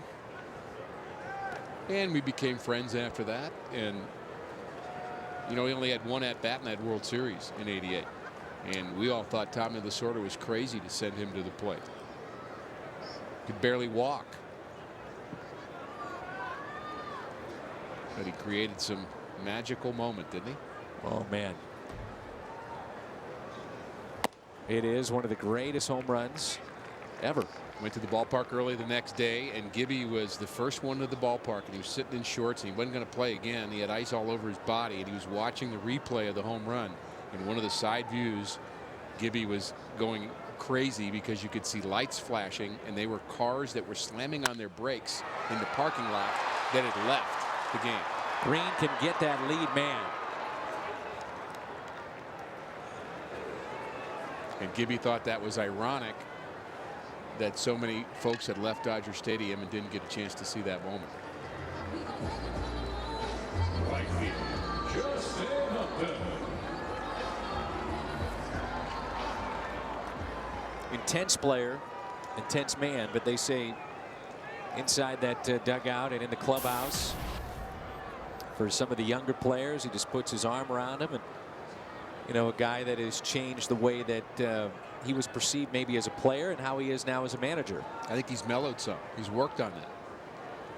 We really learned from some of the Diamondbacks media folks that Gibby has recognized that he needed to make some changes and be a little bit more congenial at times, and not that he's soft by any stretch of the imagination, but you have to be able to relate to players, and you have to be able to give them a positive every time you give them a negative.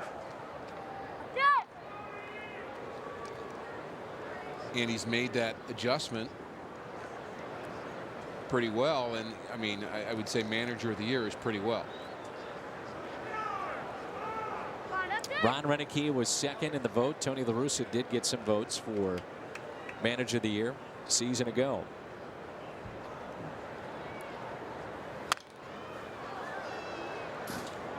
Two rookie managers. Gibby did have some time the year before on an interim basis. Really not a lot of experience last year. We saw the Diamondbacks early on, and the Cardinals were pretty good against them, and then later on people were saying, hey, this Diamondback team, watch out, they're really good, and it surprised us. We just didn't see it.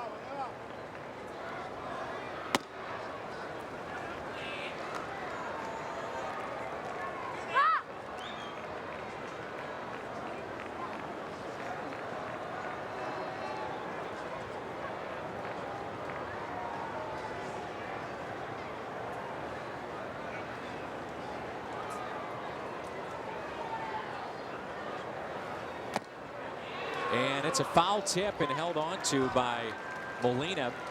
I'm sure Upton feels cheated with that swing, but it's a strikeout for Lance Lynn. It's our What's on Tap. Will come your way tomorrow with Ian Kennedy, who was fantastic a year ago, and Jake Westbrook already with 3 wins, both 3-game winners. And we're on the air at 8. It's brought to you by Budweiser. What's on Tap tomorrow in Arizona.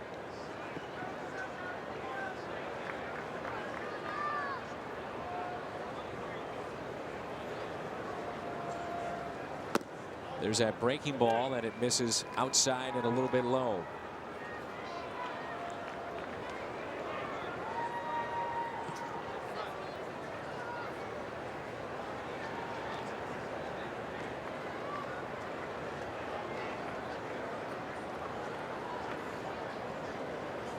Two and out.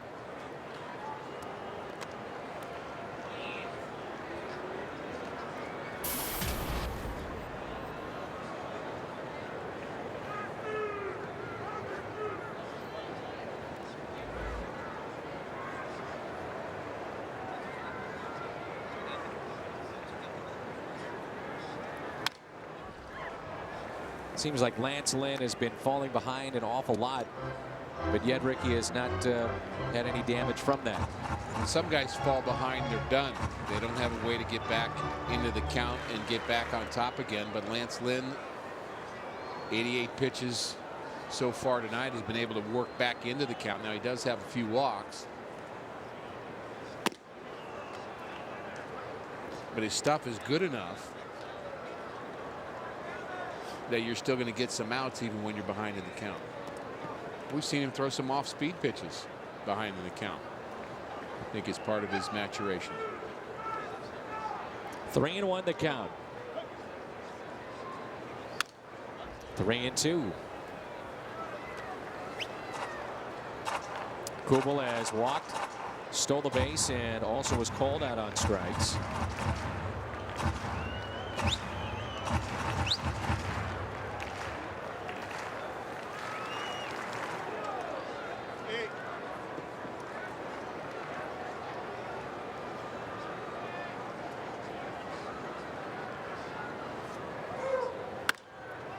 High fly ball out to left. Holiday is over in the corner and on the line and makes the catch. So again, Lance Lynn with runners on, but not allowing a run to score. You get the feeling that'll be it for Lance Lynn. And by the way, we have Cardinals and Diamondbacks tomorrow. Make sure you tune in for Toyota Cardinals Live. Always a live guest on the pregame show, and it's the return of the old school baseball card tournament. Cards and Diamondbacks tomorrow, 8:30 on Fox Sports Midwest. Lance Lynn has been told he's through. Mike Matheny came over to talk to him, as did Derek Lilliquist, and looked like for a second they were just trying to sell him on it. He wasn't arguing, but he kind of had that look on his face that he was not ready to come out of the game. But Shane Robinson's in the on-deck circle. He's going to pinch hit for Lance Lynn, and he got in trouble a couple of innings, at least had some pitches under stress, 90+ pitches, and I think he did a nice night's work, even though he only got through 5 innings, 4 walks, uncharacteristic, 7 strikeouts. And Mike Zagurski, the left-hander, one of 2 left-handers in the bullpen for the Diamondbacks, enters the game. The bullpen for the Diamondbacks has been decent.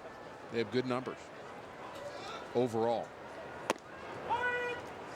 Underway here in the 6th inning, and this is Shane Robinson.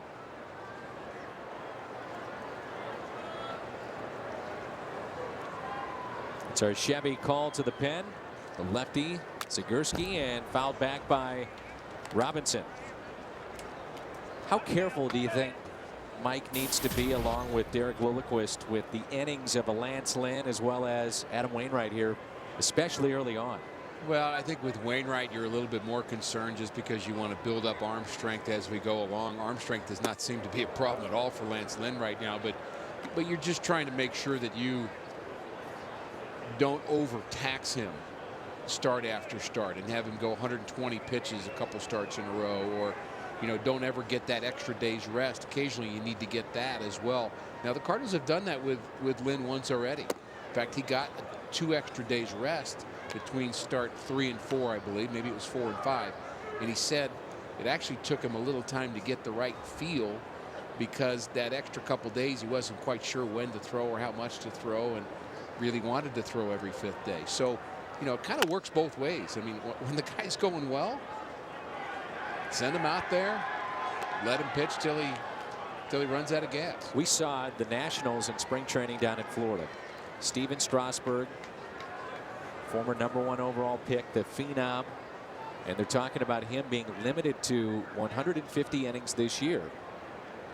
The problem is when you make that statement, you get to that 150 mark and it's the beginning of September, or you may go to postseason play and you're not going to pitch Steven Strasburg. Yeah, and I just think that that's just a crazy way to look at it anyway. If you just talk about innings, you talking about 140 of those being breezed innings where he just goes through without any trouble and he has 10 tough ones, or are you talking about what if he has 150 innings and he struggles for 2 months, and some of those 5-inning outings are just labor. And this outing a bit more laborious for Lance Lynn, and I think that's why Mike Matheny and Derek Lilliquist said, you know what, let's not play around today. He's gotten away with some things, got behind a lot. Let's just get him out while the getting's good. Robinson hits it to third, knocked down by Roberts, and safe at first. Bobbled it down at third, and Robinson can run. Got down the line, and he reaches to start the 6th.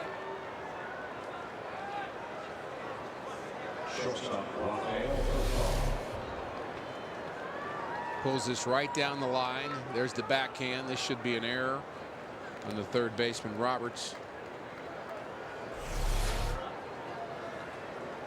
Still haven't scored it yet, but it must be an error. Good speed by Robinson made it happen.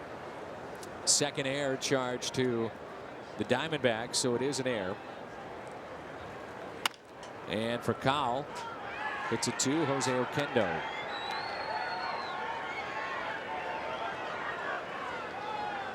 I know you had a long conversation with Jose today about this team, but I think something that maybe gets overlooked a little bit in the struggles of a guy like Pujols is his relationship with Oquendo and what Jose meant to him in so many ways. Nice play up the middle, out at second, and they'll get Robinson. Tremendous play. Ransom takes a hit away.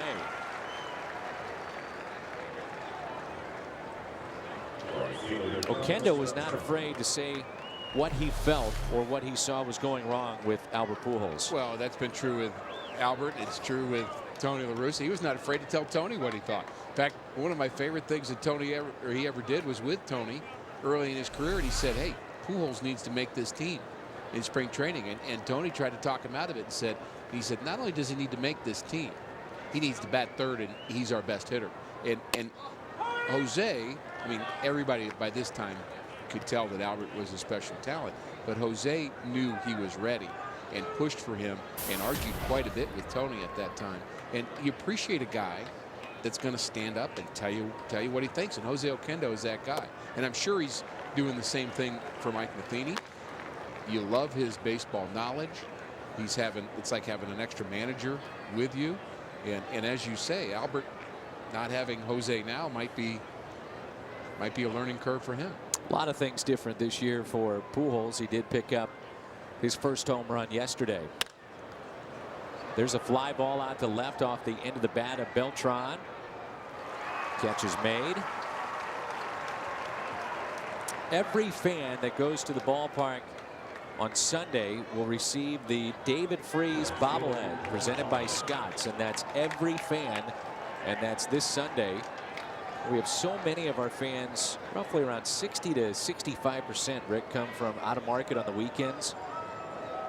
And if you're thinking about it, this would be a great weekend to come in. There's only a handful of tickets remaining for Friday, Saturday, and Sunday. There's a ball that Roberts is able to get the lead man, but you've got La Russa on Friday night and a giveaway. Lapel pin on Saturday, the Freeze bobblehead on Sunday.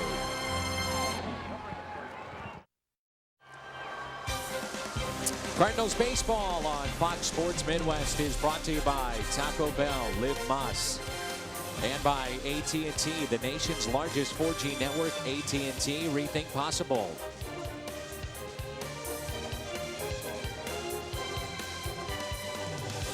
Chase Field in Arizona. Roof is open. The paneling as well. They say that's the real key in this ballpark as far as when the ball is flying out. The panels are open. The outfield is J.C. Romero, and there's what we're talking about with the paneling being open. And their plan is that they're only going to have the roof closed if it's 100 degrees or more. And to actually make that statement just kind of scares me a bit. Miguel Montero, the catcher. Bottom of the 6th inning.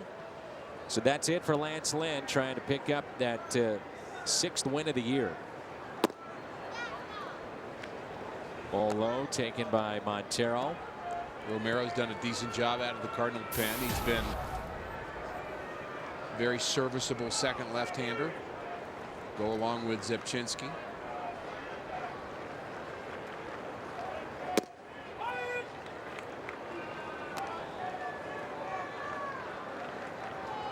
Five left-handers in the starting lineup for the Arizona Diamondbacks, so they're a team that's got a little balance left and right. Need to be able to neutralize some of their left-handed batters, and this one for sure, because Montero has had his moments where he's hurt the Cardinals. He's a good hitter. All-star, you mentioned. Even received some votes for MVP last year. 1-2 the count.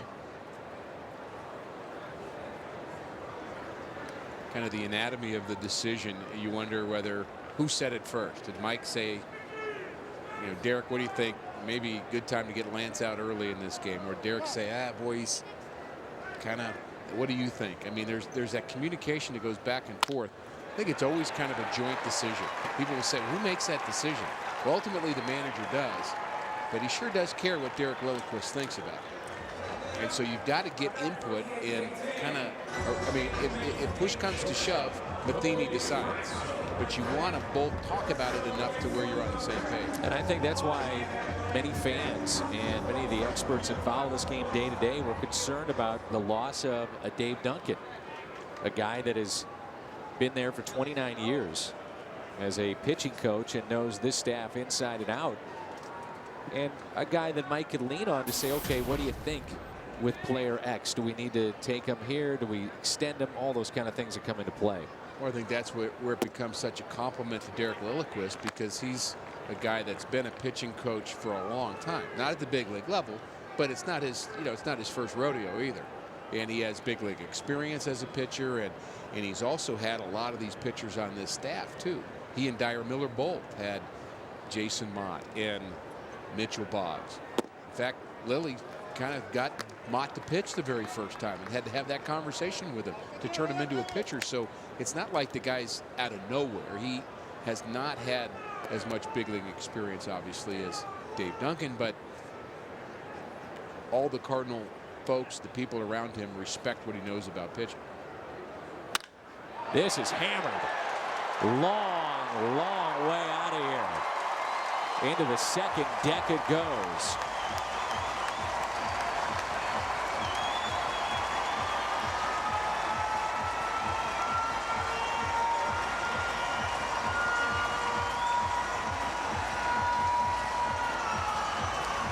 So Ransom, Cody Ransom, his 4th home run of the year.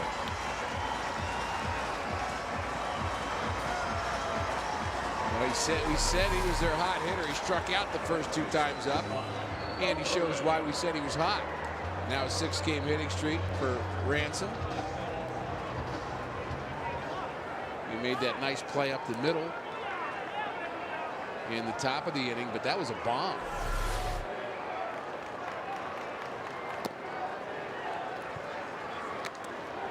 Cardinals may be catching the Diamondbacks at the right time. Just like last year, as you mentioned, beginning of the year, they struggled. And the thing that they're dealing with, the major injuries to Young and Drew. It really changes the complexion of this lineup. It's a different team. Young adds the extra power, and Drew adds speed, good defense. Drew has gap power, occasional power. And really a leader on the team in some ways by how he plays the game.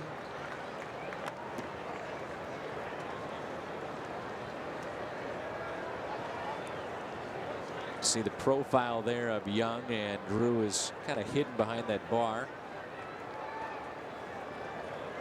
His injury was gruesome last year. Said he's been talking to Buster Posey. They had similar injuries, but he said his was much worse because it actually dislocated. His whole ankle dislocated. And the problem was a lot of soft tissue was torn, and it's going to take a long time to heal.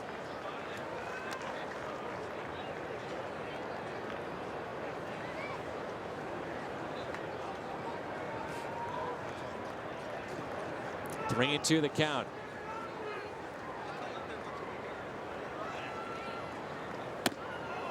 And that's a walk. So base hit, home run, and a walk allowed by Romero.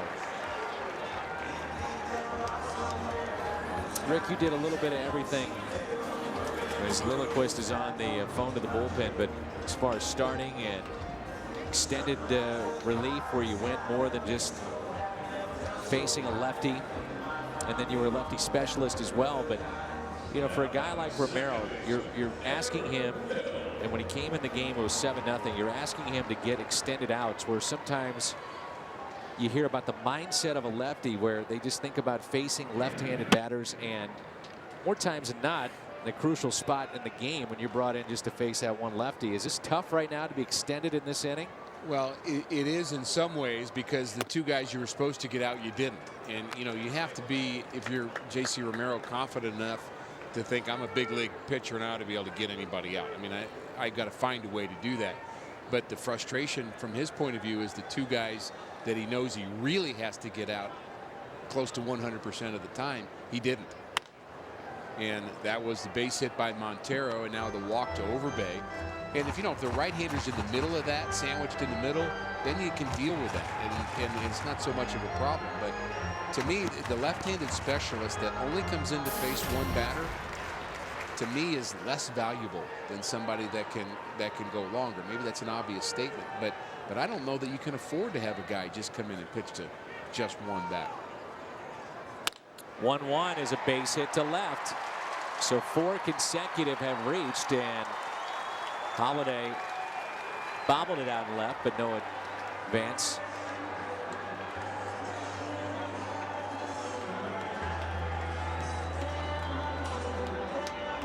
Turn now to our email to booth question presented by carsoup.com. How is the equipment manager? That's Rip Rowan, who was injured in a car accident, and speaking with folks involved with the club today, good spirits, and everything seems to be going very well. Doing much better, yes, and he wasn't really that badly injured at the beginning. He just had some issues with his lower legs and some bruises, and but a traumatic moment. You just don't know really what that was going to be like, and Rip is just such an integral part of the whole psyche of this club. He's with the players all the time, on the road, at home, kind of like their personal assistant to every player. He's not just kind of handling equipment, he's handling players too. And so they were all very, very concerned about Rip, but he's doing much better. We appreciate the email and the question, and we're just so thankful for Rip and what he means to this organization, and can't wait to have him back. Here's Roberts. I'm sure Rip is watching right now and getting a little bit nervous. One swing of the bat, and the Diamondbacks are back in this game.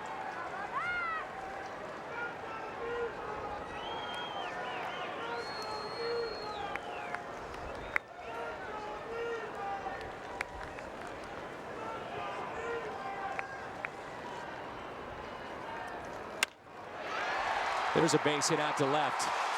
That'll go to the wall. 2 runs will score. We've got a ball game. 7-4.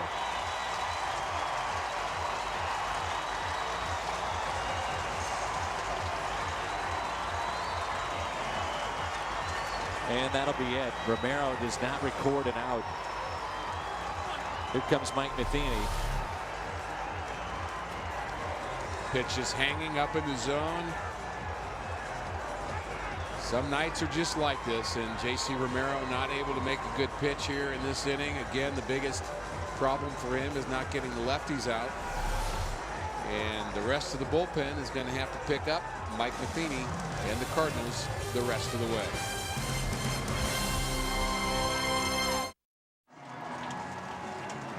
Let's take a look at our AT&T trivia question. Since 1921, what is the most consecutive starts with a win to begin a season by a National League starter? Andy Hawkins back in 1985. I remember that year. He was outstanding. Really kind of a career year for him. I'm sure there's some folks at home saying, well, I told you so. Don't take out Lance Lynn. And that's the great thing about baseball. You're allowed to say that. Well, you can't say I told you so unless you actually thought that at the time, though. You can also say, I wasn't sure, but I kind of wish he hadn't have. And right now, for sure. There'll be a lot of folks saying that. You know, I think the move is still very defensible by Mike Matheny and Derek Lilliquist, and they'll have their reasons for taking Lance Lynn out. And you know, one way to look at it is if your bullpen can't keep a 7-run lead for 4 innings, and then you got bigger problems than that. And to really treat it as you're still ahead 7-4. Tough play here for Kyle. Can't get it out of the glove. It's a base hit. And things all of a sudden unraveling a little bit. Runners at first and third, and the tying run will come to the plate. I think it's interesting that Mike Matheny goes with Salas in this spot, Rick, because we've seen Fernando has not been where he was a year ago. He was better in his last outing in Houston. He was sharper. His slider was almost there. His changeup, to me, is still his best pitch. That's his power pitch to me, is his changeup. And it really sets up everything else that he has, his fastball. And if his changeup isn't right, everything kind of else is off kilter. But he did make some strides in his last outing. The bunt is down. Salas will go to first and nearly threw it away. A run scores, and it's 7-5. Parra reaches.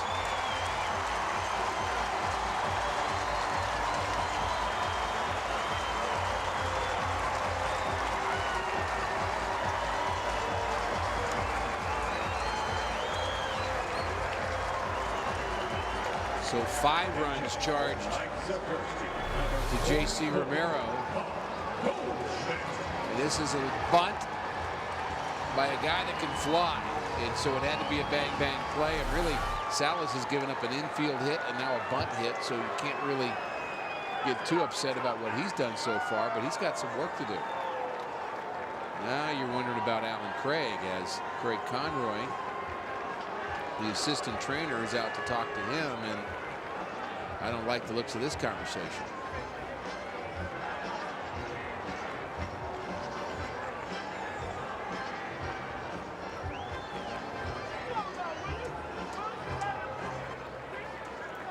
He had to stretch for that errant throw from Fernando Salas, and we know that Craig has had the knee issue, is recovering from that. He says he's okay, but the Cardinals aren't okay in this inning, that's for sure.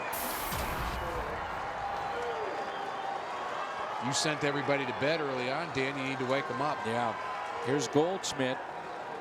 It's 7-5. This guy's got some power. Runners at first and second.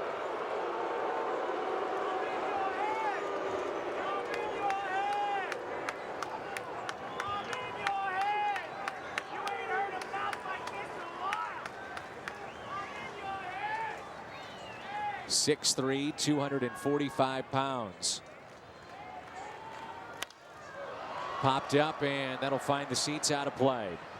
Power and all, do you wonder if Kirk Gibson is second-guessing his decision to double switch with Justin Upton? Otherwise, you'd have your best player at the plate right now in a 7-5 game. Rick may have gotten away with that last pitch, too. No question.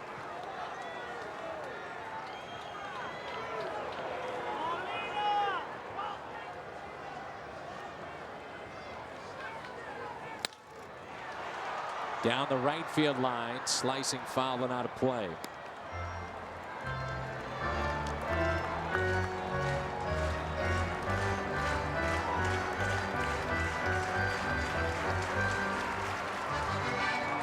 Lance Lynn with a chance to go 6-0 here tonight, and all of a sudden that's in jeopardy after leaving with a 7-0 lead. Here's the 0-2 pitch on its way. Big strikeout, now double play, and you're out of the inning. Seen an awful lot of strikeouts in this ball game in the lineup of the Diamondbacks.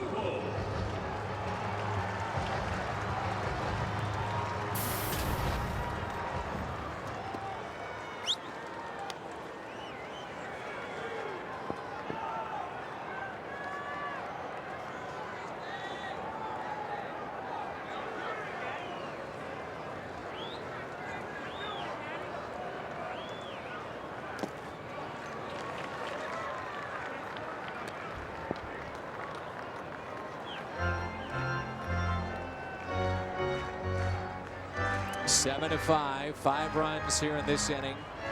Charged to J.C. Romero. Runners at first and second. Cardinals got 3 in the first, 2 in the third, 2 more in the fourth. They've out-hit the D-backs 10-9. 1 ball, 1 strike.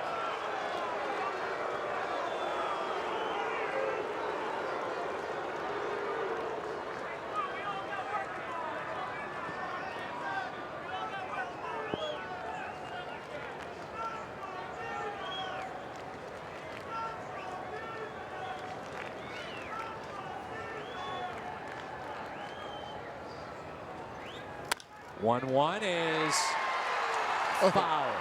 Just barely. Nearly hit the bag.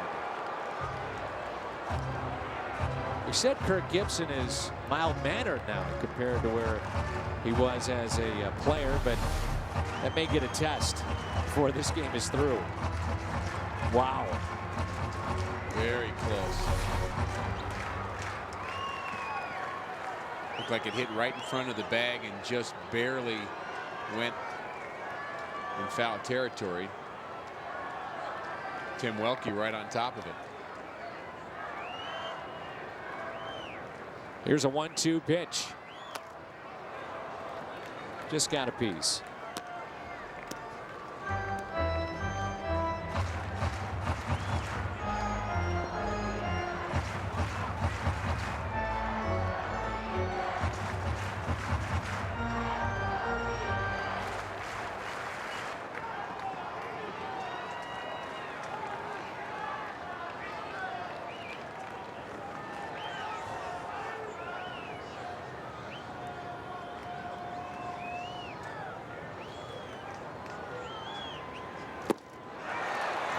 Big strikeouts. Back-to-back by Salas.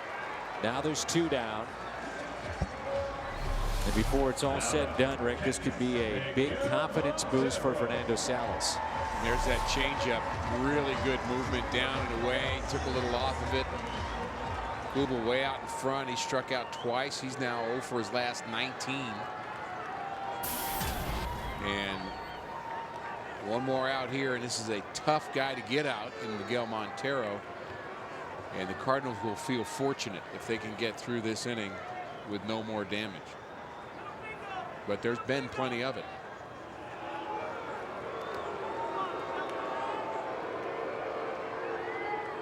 Six hits in the inning. They had 3 hits through 5. 2 outs, 2 on. Strike 1 to Montero.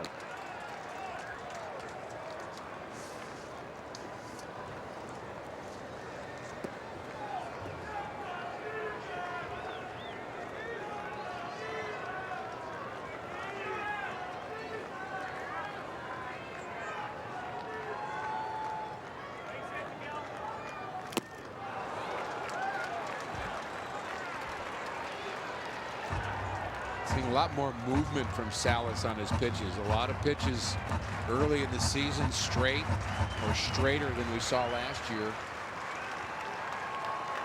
Just be careful here. Don't make a bad pitch 0-2.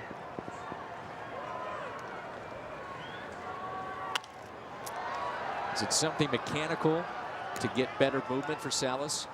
Well, he's been working on his mechanics, and there's definite progress as far as Dyer Miller and Derek Lilliquist are concerned with the mechanics of Fernando Salas. There's some specific things about him getting more kind of turn with his hips and actually taking the ball out of his glove a little bit more smoothly. And so there are some mechanical things, yes, but the result has to be, do you have the feel when you extend to get the movement? 0-2 pitch. And have the confidence to be able to get that pitch where you want it. That pitch was a changeup going down. I suspect he's going to take a little bit more off this pitch, and it'll be a changeup again, back to back.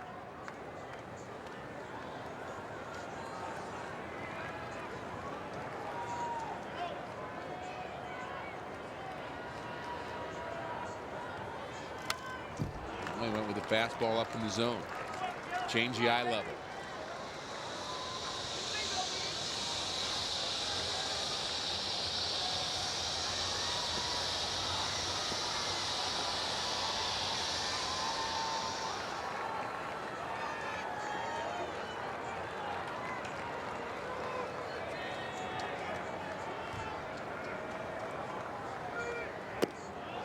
Two and two. Inning started with a lead of 7 runs. Romero couldn't get anybody out. Gave up a long home run. 5 runs charged to the Cardinals lefty. Salas left to clean up the mess. Here's a 2-2. Holiday giving chase, and that's out of play.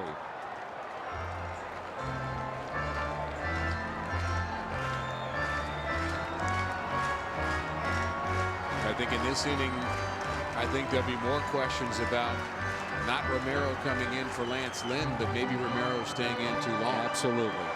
Why didn't you pull him earlier? Welcome to being a big league manager. There's always going to be questions. Part of the gig.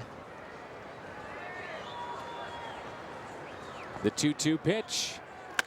Up the middle and a base hit. A run will score. And it's now a 1-run ball game.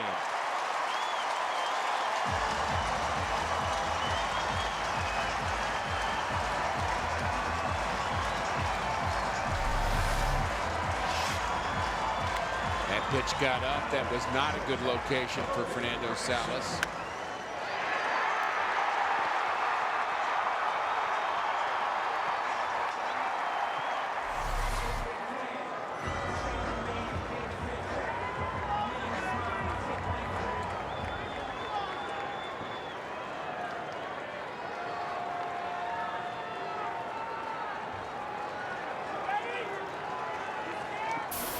Here's Cody Ransom.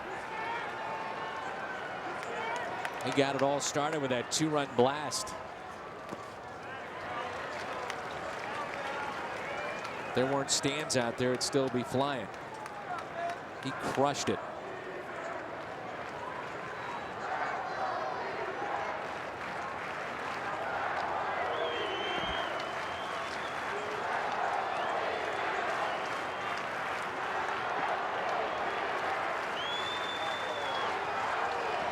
Base hit could tie this game up.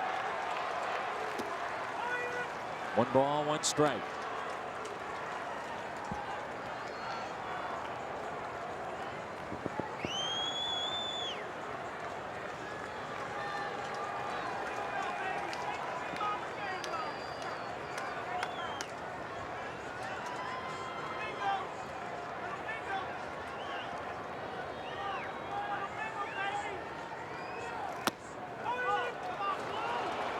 Overbay is on deck if the Diamondbacks can extend this inning. Good location. Perfect location, down and away, right on the black. Nobody throwing for the Cardinals in the pen. And there's a lot more outs left to get.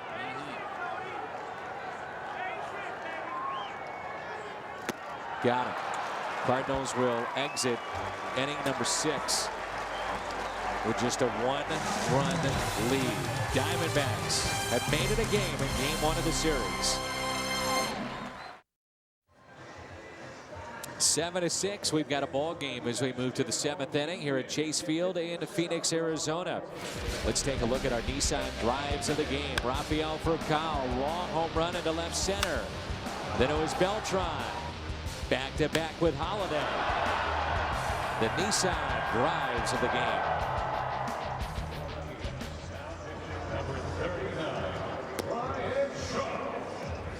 The right-hander is in for Arizona.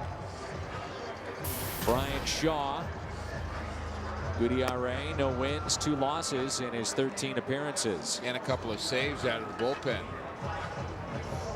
And the bullpen has been good. We've mentioned that for the Diamondbacks, but the Diamondbacks, if you're looking for a silver lining after a 6-run 6th inning, the Diamondbacks are only 4-10 in 1-run games, which is a lot of 1-run games to be playing, but their record isn't very good, and at least that's what we're looking at right now, is a 1-run Cardinal lead.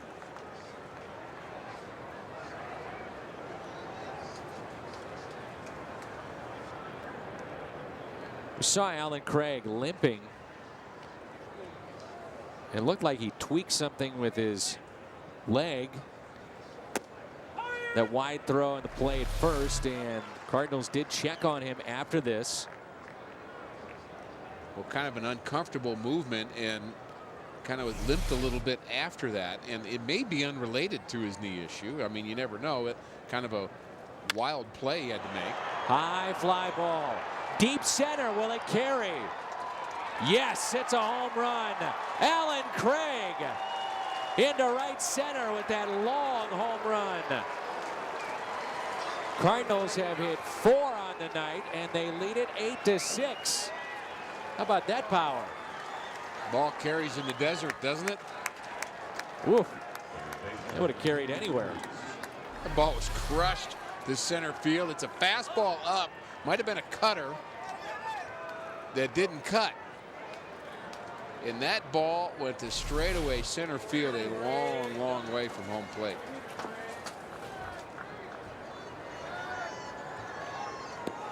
So a leadoff homer here in the top of the 7th, and now David Freese. Breathe, Cardinal fans, breathe. That helps. Back to a 2-run lead.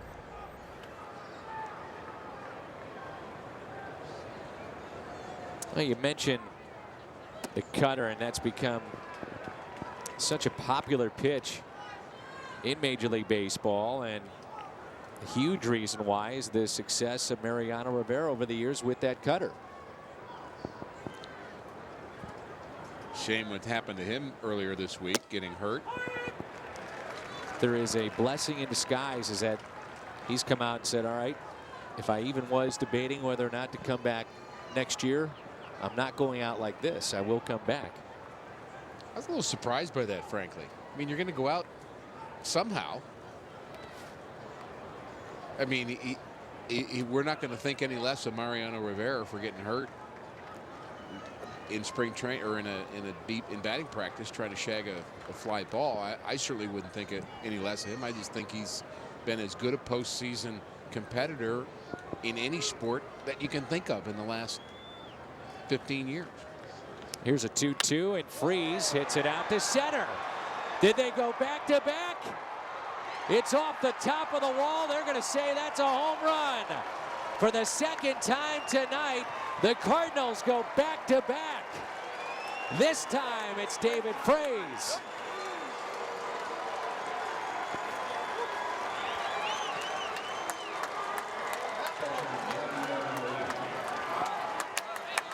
Five home runs produced by this lineup tonight. And that pitch looked like it almost got in on David Freese, but here's a look at it. Does it get over the line or not? Straightaway center field again, and it's above just the yellow over line. it. Good call. There was no argument. David Freese wasn't sure. He kind of stopped at second base and wanted to make sure it was in fact a home run. But that pitch, Dan, was actually in on him a bit, and he was able to keep his hands in and just crush that ball to center field. You know, I've talked to umpires that have said the home run call at this ballpark, the center field can be one of the most difficult in baseball because of the line. You do have a very pronounced yellow line out there, but it's incumbent on that second base umpire to get out there and right when it's about to hit, to stop and get himself set to make a clear look and view to see as to whether or not that's going to be a home run. Yeah, and does it hit on the line? Is it over the line? Is it, I mean, is it half on the line? I mean, the complexity of that, you could understand why it would be hard, because if it hits the line or over the line, it's going to do the same thing. It's going to bounce back. Exactly. Outside to Yachty. 3-2. Yeah, but in the good old days where just chain link fences everywhere. It's either over or it's not. Little league days. No complexity there. No.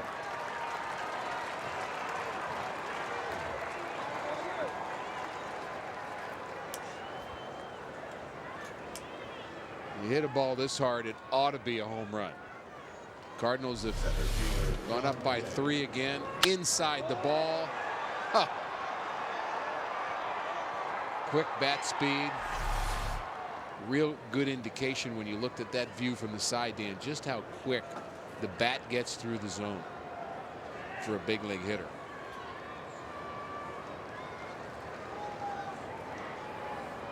Now John Jay.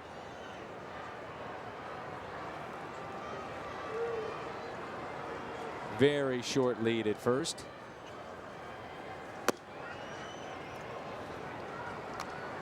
The trigger mechanism by Alan Craig.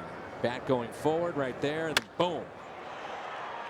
And you'd think with a guy that does that, when you see it from the mound, that you cannot catch up to a pitch, or he cannot catch up to a pitch on the inner half.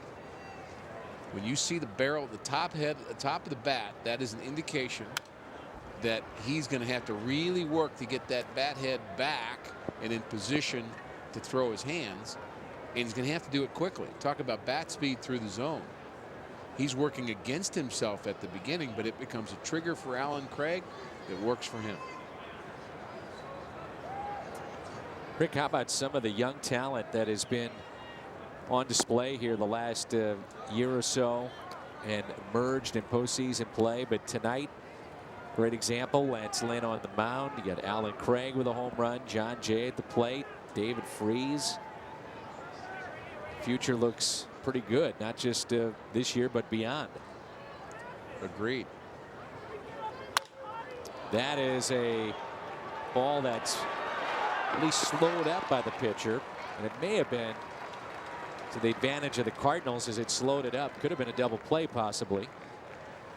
Jay will reach. There's one away. And there's some other names to be excited about. Matt Adams is still crushing the ball in AAA at Memphis, and you have Colton Wong, who's a player that I think a lot of people were excited about in spring training. He's a second baseman. Zach Cox, another high round draft choice. You know he's going to be a big leaguer someday. And Oscar Taveras, another outfielder, minor league player of the month in April for the Cardinals. Hit about 370. That's outside. So there's more coming. We haven't even mentioned Shelby Miller or Carlos Martinez. Shelby Miller leading the the AAA league that Memphis is in strikeouts. That's the PCL now. At one time they were in the American Association. Now they're in the Pacific Coast League. Shelby Miller with 37 strikeouts leads the league in that department. Arizona has a player, Randy Ruiz, that's leading in offense. He has 8 home runs, tied with Scott Van Slyke for the Los Angeles Dodgers AAA affiliate Albuquerque team. Scott's got to be pretty close to finally making that jump. Huh? Eight home runs in AAA, leading the league. I would say he's very close. It's the second time that we've seen this from Tyler Green, and might be the same fan. He's got another souvenir with a bat. It's become Tyler Green bat night here at Chase Field. It's about the identical spot. It is. Come on down and get your Tyler Green bat. First 25,000.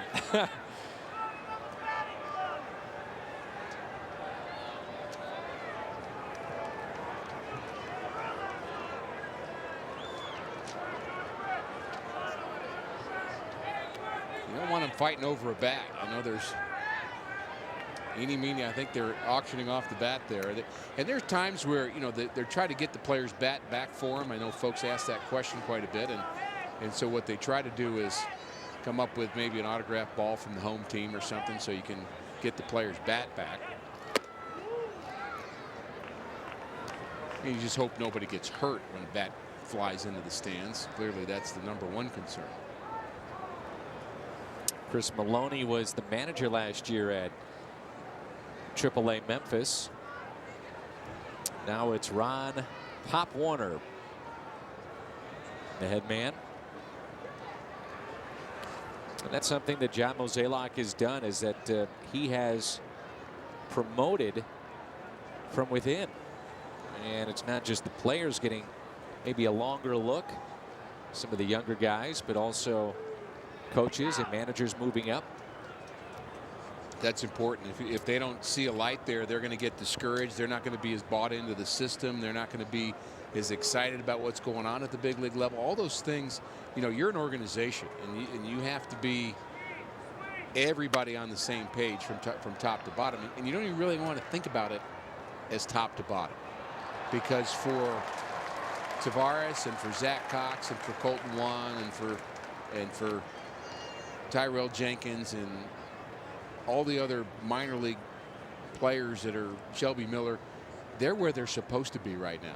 I mean, you can't really push them, and they have to. That's their big leagues. George Kissel used to say, that's their big leagues, and you've got to give them the Cardinal way right from the beginning. Near the fans and in the stands, out of play. Well, Green held on to the bat there. I'd be ducking in that section right by the Diamondbacks dugout. I like that. Bat night. Tyler Green bat night. First 25,000 fans. Come on down. You got plenty of seats. Popped up. Near the line and out number 2. June 16th, pick up a World Champions Pet Bowl for your furry friend. Compliments of Nestle Purina. 25,000 fans ages 16 and older will get that World Champions Purina Pet Bowl. There's Skip Schumacher with a runner at first. This weekend, again, if you're on the fence as to whether or not to come down to the ballpark, handful of seats available for all 3 games against Atlanta. And the thing that we did not mention, Rick, more than likely the final time you'll see Chipper Jones come through St. Louis, unless we see the Braves in postseason play. I feel like I've seen him play for a very, very long time. I saw him his rookie year in the minor leagues. I was coaching with the Indians, and he was a can't miss big league player, and he didn't miss. No. Unbelievable talent. One of the great switch hitters of all time.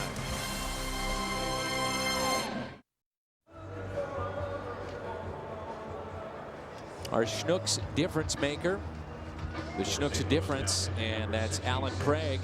Solo home run, single, walk, pair of RBIs, 2 for 3. Looks like he's still limping just a bit, too.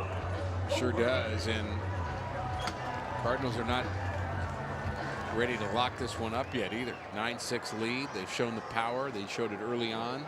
Craig showed it late there in the 7th inning.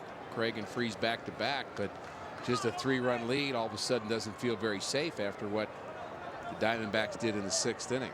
Victor Marte, the new Cardinal pitcher for Fernando Salas, has really shown a live arm, good slider, good fastball. And again, he's more the guy that Mike Matheny is going to want to use as the season progresses in jam situations. He's a guy that can get strikeouts at high numbers. And he won't always use him to start an inning, but that's what he's doing here. Rick, it is amazing as you get a look at Overbay how guys from year to year trying to hang on to the dream of playing in the major leagues, and Marte is one of those. I mean, he pitched over in Japan for a while, then came back after having a taste of the big leagues. Was closing at AAA, backhanded, getting up to make the play. Nicely done, Tyler Green. Second base, knock it down. You have time still to make that play. No question, especially if you have a good arm like Tyler Green has, and Lyle Overbay doesn't run all that well. This ball hit hard too, and he's out of the box smelling a hit, but Tyler Green's able to knock it down, then gun him out. And you know, Tyler Green is a guy that you might say has been at the crossroads of his career this year. This is Aaron Hill. Tyler Green came to spring training and knew that he was out of options. Let's put it this way, at the crossroads with St. Louis. Agreed? Agreed. Last time hitting back-to-back home runs twice in a game was in '07. Pujols, Duncan, Encarnacion, and Kennedy.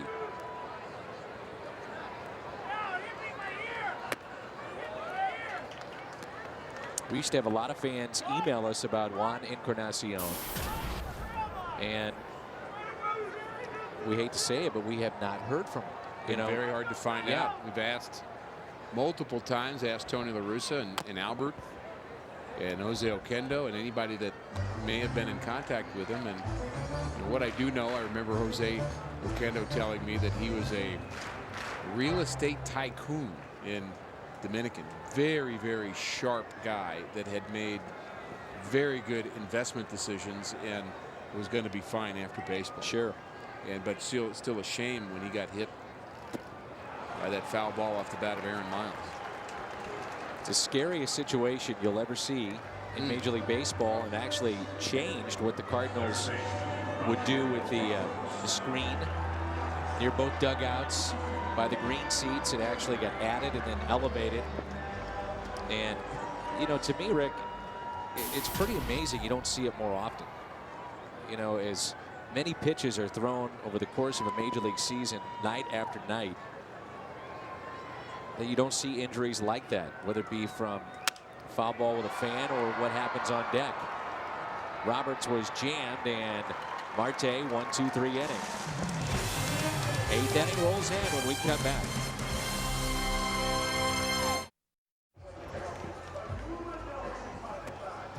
It's 9-6 St. Louis, and you're watching baseball on Fox Sports Midwest. Let's go to our studio with this Bommarito Sports Update. Jim Hayes. Dan, thanks. The second place Reds and the fourth place Brewers. Fourth inning, Jay Bruce bombs away. A 3-run shot, his ninth. That caps off a 5-run fourth inning. Reds win it 6-1. Guys, we send it back to you in Arizona.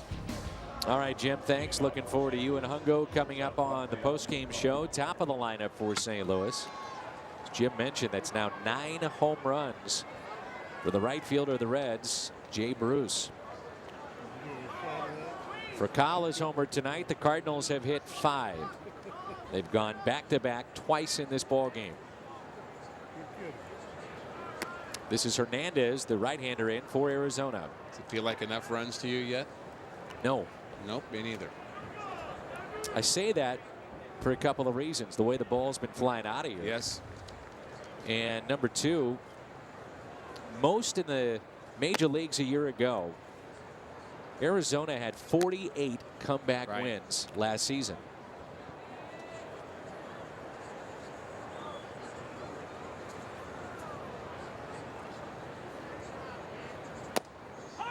Two balls and a strike. Very similar situation when the Pirates came to play St. Louis. We had starting pitchers on both teams that were red hot, and we thought, well, we'll have a couple of 1-0 games and 2-1, and now we come in with our 3 hottest starters, their 3 hottest starters, and we have a 9-6 game through 7.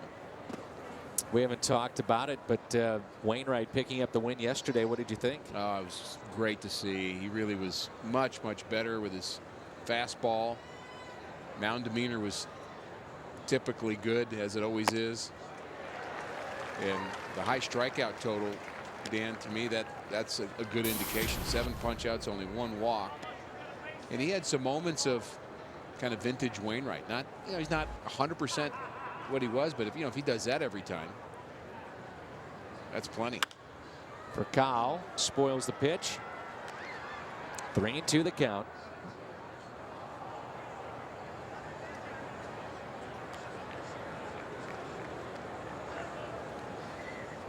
David Hernandez, the right-hander, pitcher number 5 for the Diamondbacks here tonight.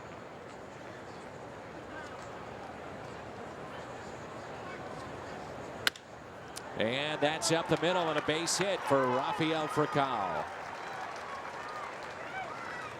Another 3-hit night for him. He's had plenty of those.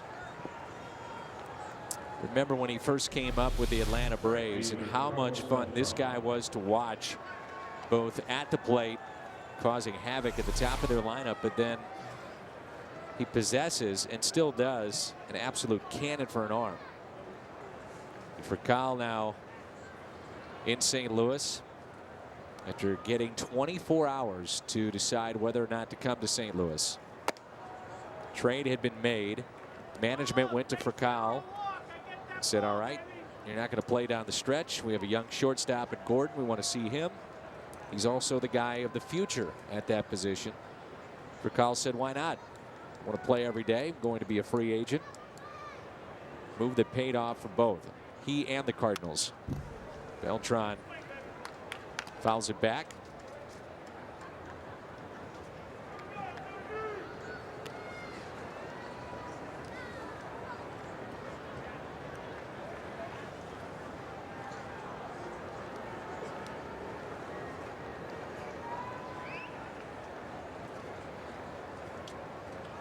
One ball, one strike. 23 hits in this game. Furcal itching to go, draws a throw. Speaking of shortstops, Alex Gonzalez of Milwaukee, hurt.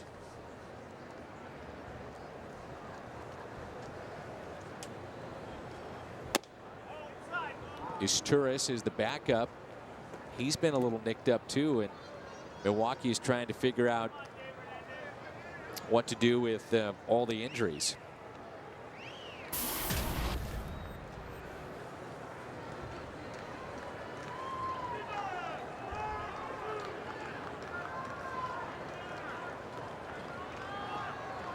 Talked to Jeff Luhnow about that trade with Furcal. He said Alex Castellano is going to be in the big leagues in no time. He's been batting about 370 in AAA with the Dodgers, and it's part of having a good system. You have a good system, you can make a deal like that and get a Furcal. If you've got nobody to give him, then it's a matter of just money or draft choices, or they won't do it. They'll, because they want somebody that can help the team a couple years down the road. Not a maybe prospect, but a bona fide prospect. Castellano's one of those. Taken for a strike and a stolen base for Furcal. Now, having said that, Rick, Jeff Luhnow is Furcal, limping a bit, is very much into the numbers and sabermetrics and advancing numbers and projections of players, and you wonder how much he will do relying on that side of things now as the GM, as opposed to, okay, I've got that side as well as my baseball people, longtime men that I want to listen to. Well, the Cardinals have done a very good job, and that hits Beltran, but the Cardinals have done a good job as far as integrating both and figuring out if a player is going to project at the next level. The best way I've come to the conclusion on that, and I've of course been in both parks and have folks in baseball, here's the breaking pitch, and that's the worst kind when you hit somebody with a breaking pitch. You just overthrow it, and very frustrating from the pitcher's point of view. Cardinals with a couple runners aboard. I believe it's sabermetrics is a tool, and you want to put a tool in the hands of an expert.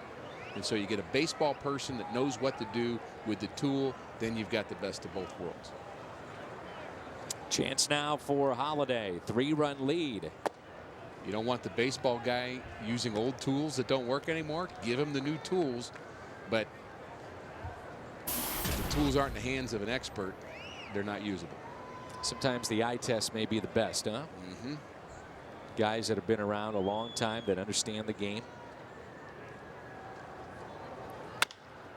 This could be a double play ball.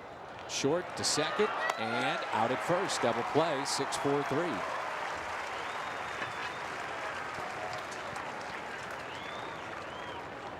This Capretta telecast is presented by the authority of the St. Louis Cardinals and may not be reproduced or retransmitted in any form. And the accounts and descriptions of this game may not be disseminated without the express written consent of the St. Louis Cardinals.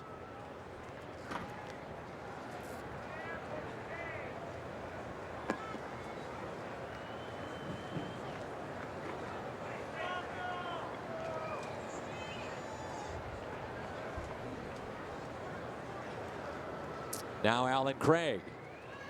He is homered tonight.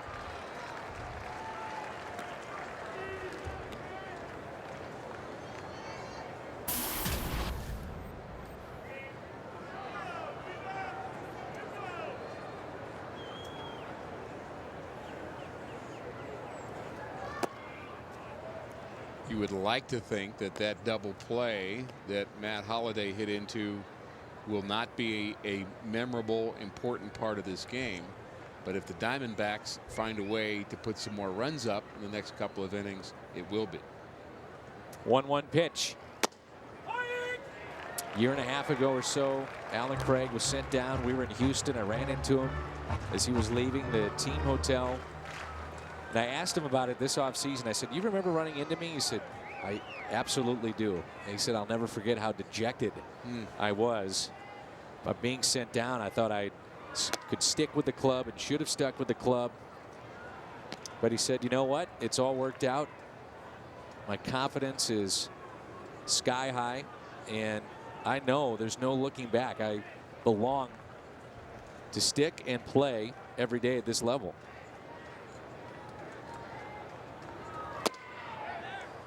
And that's the perfect thing for him to say. It's what you want him to say.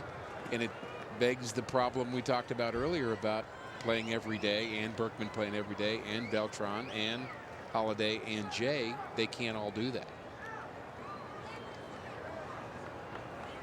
Here's a 3-2 pitch. Runner at third and 2 outs. A check swing did not go. Isn't that the worst, though? When you see a guy having to pack his bags. Oh. Either he gets traded from a place that he loves, but at least he's staying in the major leagues. But the worst is when you see a guy that has put his heart and soul into it, his dream, and then he's sent back down. The only thing worse than seeing a guy do that is when you're the guy doing it. Or if you're getting released. That's well, never a good one either. No, that's not a good one. But it is, because it represents, you know it represents the guy's dream, Dan, and that's really that moment you're talking about with Allen is you can just see how deeply in his heart and in his mind he wants to be a big leaguer. He was about in tears when we were talking that, about that would not be unusual for somebody to feel that way, and it's part of the human reality. Tony La Russa has taught us over the years they're men, not machines. And in some ways, they're little kids, not men.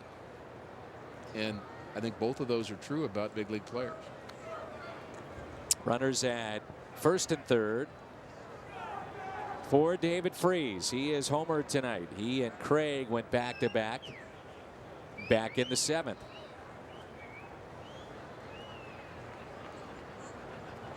Really just an ugly game from both sides. Strikeouts, a lot of walks, the home runs, a couple of errors. American League game. Combined to strand 14. We've got 23 hits combined.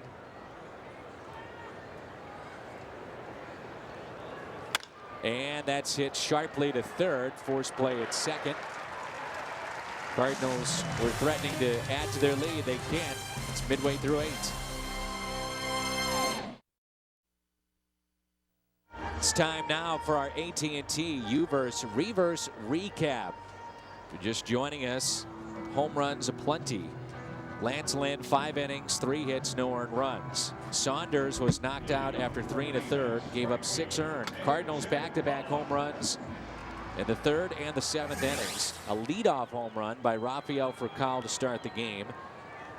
And some interesting moves along the way, to say the least, here by Mike Matheny. But right now you've got the 2nd inning of work for Marte in what normally has been an inning perfectly set up for Mitchell Boggs to start the inning. Marte, the 4th Cardinal pitcher of the night. He had a very strong 1, 2, 3, 7th inning, and I guess that's the thinking for Mike, to just let him go back out there and throw one more.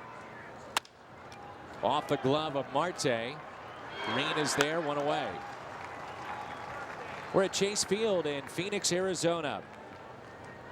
Cards and Diamondbacks playing in game 1 of this 3-game series. Dan McLaughlin, Rick Horton, Pat Paris with you. The Mad Hungarian, Al Raboski, and Jim Hayes will be on the post-game tonight. And here is Parra, and here comes a double switch as Zubchinski has been getting loose. We'll tell you about those changes when we come back. Good work by Marte. Glad you're with us tonight. Cardinals baseball is brought to you by Budweiser. Great times are waiting. Grab some buds. Chase Field in Arizona, the scene for game 1.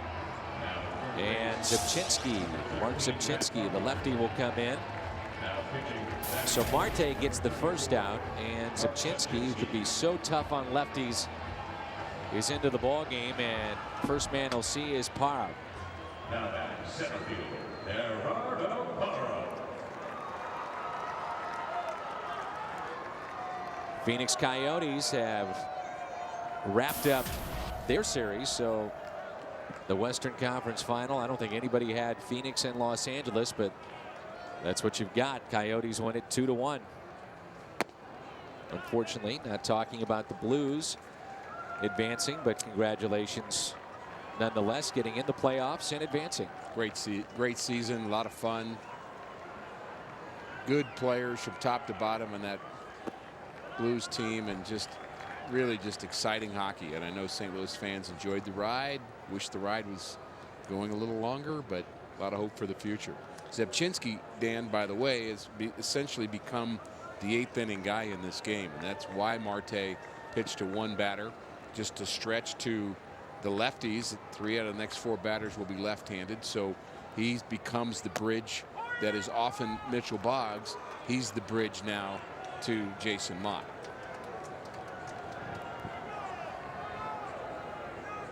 Parra not happy with that last call. 2 balls and a strike.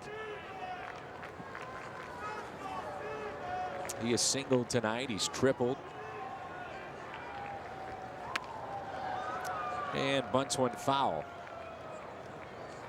Running down the line with his bat in his hand.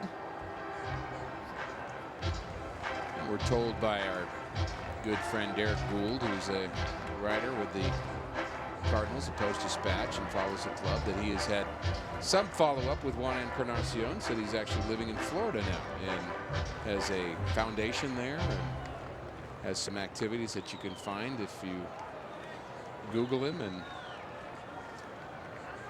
last he heard, he was doing very well. There you go. 2-2. He had to reach for it. Another ground ball to Green. Matt Carpenter is your new first baseman, part of the double switch. And there's 2 away. Yeah, we're talking about at bats for all the other guys. What about Carpenter too? He's another one that will see diminished playing time. But as he has said, this is going to be my role at this point.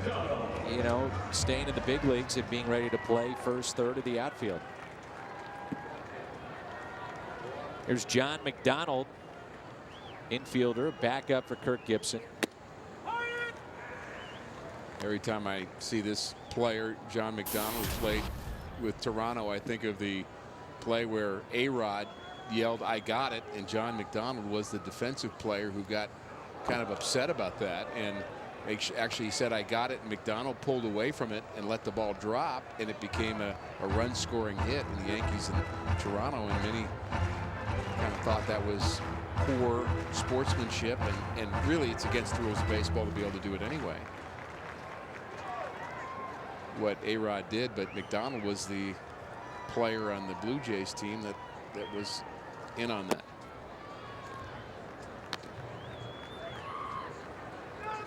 Not that there's a connection between the two, but I'm just thinking about some of the unwritten rules of baseball, and old school ways of baseball, and Cole Hamels hits Bryce Harper and then publicly states he was trying to do it.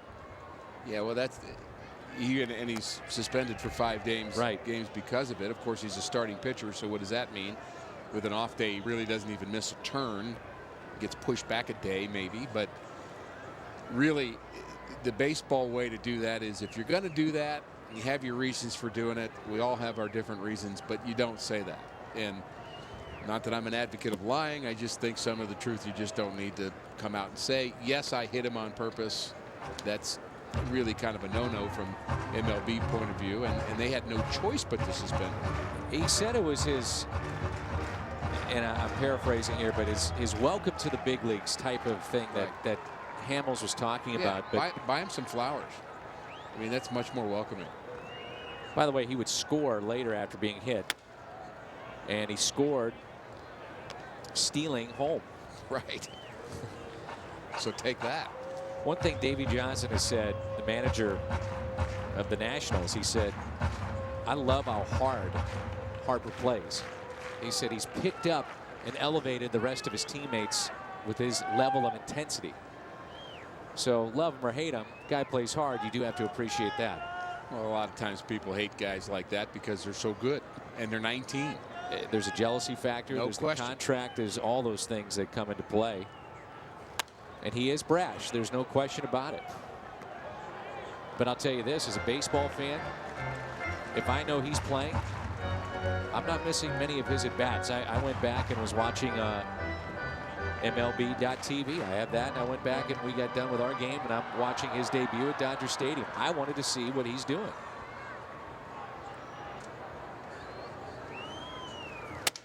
There's a broken bat, and Tyler Green is busy. A lot of spin on that baseball, and good work by Zipchinski.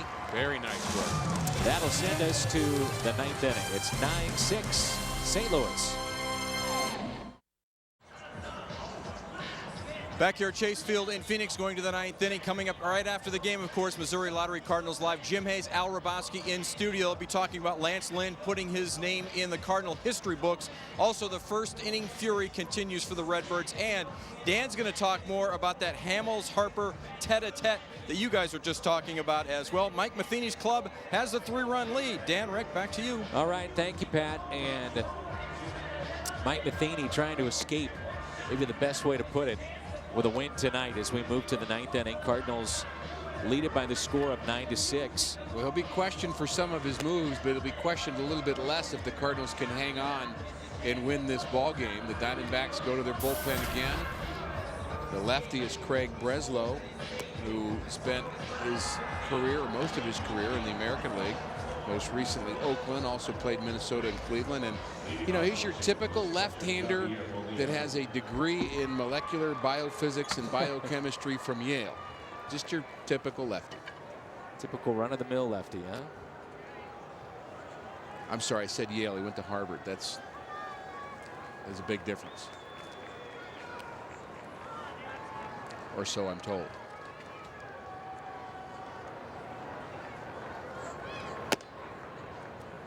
Ball outside to Molina.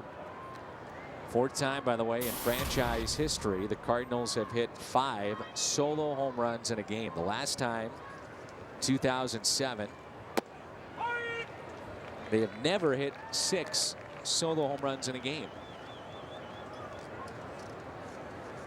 Last time they hit 6 in a game was 2007 against the Phils. And Yadi skies one. Shallow left field. And I was right the first time he did go to Yale, as did Ron Darling, another big league pitcher from Yale. Played for the Mets for years.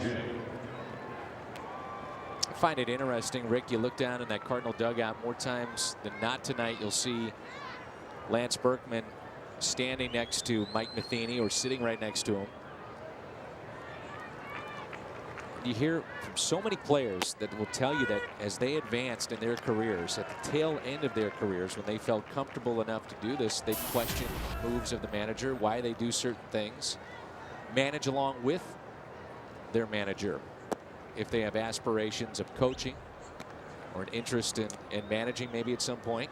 And you have to do that with some wisdom and some timing as to when you ask those questions and how you will come to your manager trying to get an explanation. You know, their minds are moving 100 miles an hour. And, you know, that's one of the tricks of being a manager. Mike Matheny is thinking about, I know he's chewing gum right now. He looks relaxed, but he's thinking about 10 things right now. Who do they have left on the bench? You know, what if Mott doesn't work today? I'm going to go to Mott. What if we score some more runs? Do I send Zepchinski back out there? What about my bench? What if somebody gets hurt? How is Alan Craig's knee? He's got all those. So if you walk up and say, "Hey, Mike, how come you?" You know, you might want to make sure you ask at the right time. Lance, get the heck out of here. Exactly. I'll talk to you in about 20 minutes or so when this one's over. Exactly. Mike has said more than once, teasing about Lance, that people will say, well, when's Lance going to come back? And they'll say, well, just go ask him. You know, I'm sure he'll have an answer, kind of as if Lance gets to decide that, but he doesn't. You have to love his honesty. Oh. Maybe to a fault at times.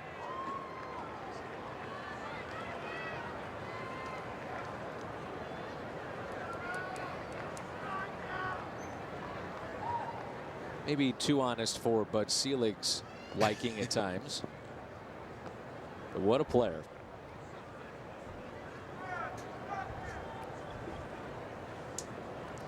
One and two the count on John Jay.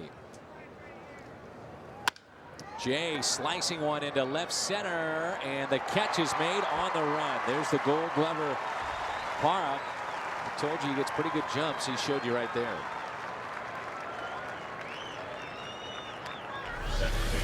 Really a Gold Glove left fielder, playing center field right now, but getting a good jump, looking very comfortable in center field. We've seen his speed already in this game. Legging out a bunt hit. Now he shows his speed in the outfield.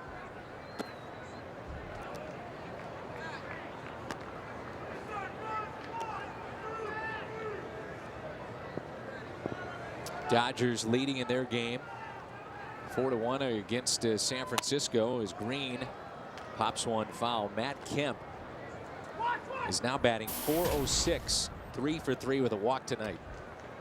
The hottest man on the planet right now to get out. Guess that'll jump him ahead of John Jay, who's just 1 for 5. And that's why I brought it up.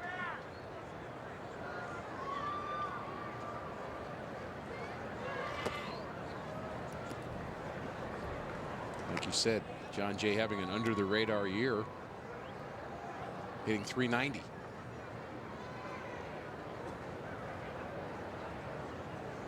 Here's a 2-1 pitch.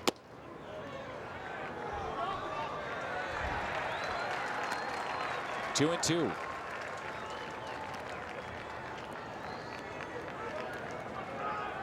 Cincinnati over Milwaukee 6-1. That is a final. Miami beat Houston 4-0. Cubs over Atlanta 5-1. And the Mets over the Phillies 5-2.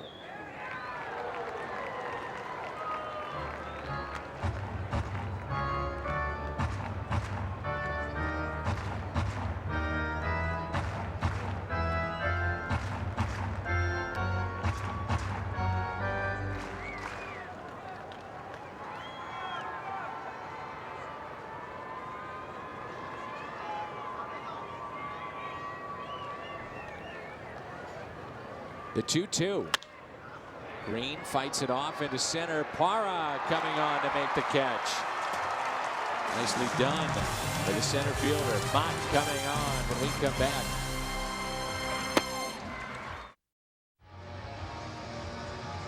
Lance Lynn is our Budweiser player of the game. 91 pitches, 5 innings, 3 hits.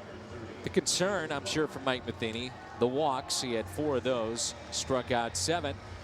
And the closer is in. Jason Mott, 9-6 St. Louis. And Jason Mott, Dan, with just 4 saves on the season. He's been good 4 out of 5 times, but Cardinals are actually last in the National League in saves out of their bullpen, which I find to be an odd statistic. The Cardinals have actually won 17 games, so they're up among the best teams in the National League, but they've either won by so many runs or lost the game that they really haven't had a lot of save situations for Jason. 2.79 ERA. 23 hits combined, and the first pitch is a strike. Jason Kubel.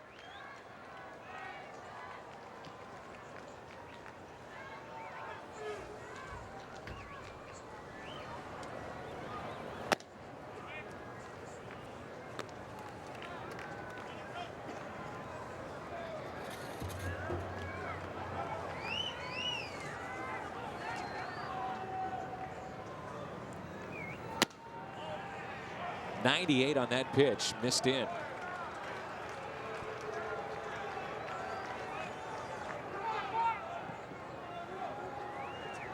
Montero on deck, and then Ransom. Leadoff base hit. Breaks an 0 for 19 for Kubel.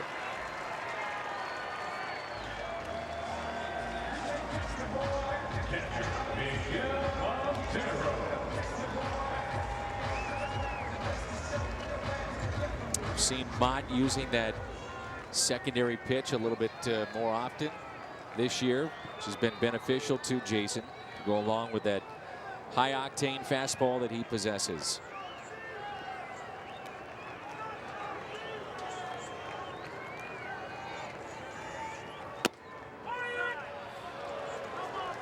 There's some of that octane. 97.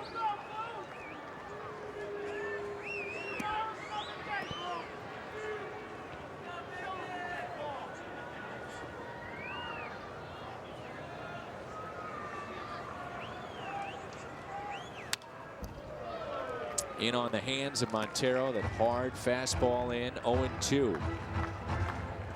Cardinals hoping to see Lance Lynn going to 6-0 here with a victory in game 1 of this series here in Arizona. But you really have to go back to what Fernando Salas was able to do. He had a rough start, but a couple of strikeouts with runner in scoring position. At the time, a 1-run game.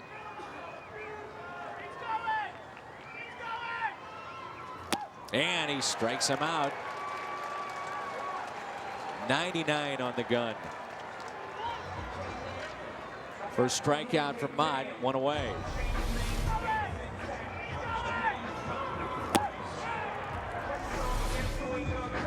Rick, you notice that when Mott comes set, front leg is closed up. And that's something that he did not do beginning of his career on the mound. That left leg will close up, and he was telling me it allows him to then keep the front shoulder in. Just a way to make sure that he doesn't fly open. Got a longer way to go to fly open. Exactly. It started out so closed, and by the time he picks up his foot and puts it down, he doesn't have a chance to fly open because his foot is so far exaggerated towards third base. And that's going to help you with your slider too. Frankly, if you fly open, you can still get away with some fastballs when you fly open, but you'll never get away with a breaking pitch because that's just going to hang up there and it's not going to be effective. And with the fastball, if you fly open, you get some movement, which isn't all bad. You're not going to have the same velocity. It backed up, but called a ball. 2-1 on Cody Ransom. Diamondbacks have struck out 12 times in this game. Ransom had a long home run, a 2-run shot. Got the scoring started, part of a 6-run 6th inning for Arizona. And the last thing that Jason wants to do is bring the tying run to the plate.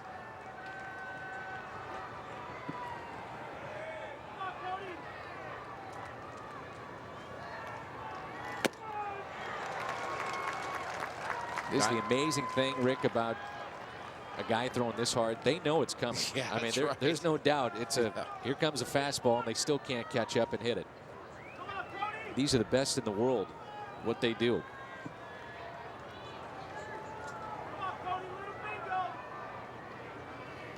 The 3-2 is fought off and a base hit. Lyle Overbay represents the tying run. Well, you got to know what's coming. Yeah, you know what's coming, but you don't know where it's coming. You got to be high, down, in, out. If it's 96, you better guess right on location too. Mott kind of patting the chest of Yadier Molina, telling him, "I got this. Let's go." These two, by the way, have faced each other. Overbay is 1 for 1 with a double.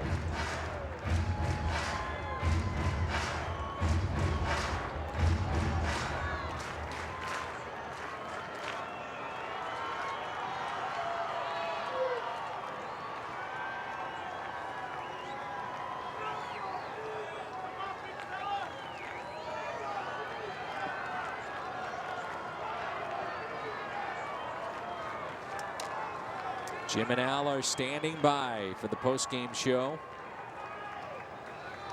Lyle Overbay is saying, stand by a little bit longer. I'm trying to send this to extras. A couple of walks, scored a run. The time where he had a little bit more power than he does now. He's 35 years of age. And when a guy's throwing 96, a lot of times he supplies some of that power.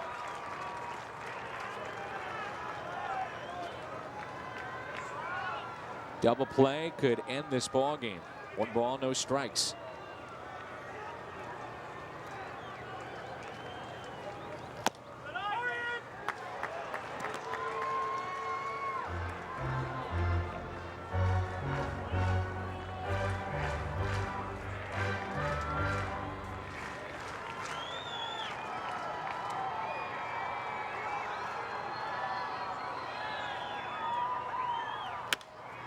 One and two.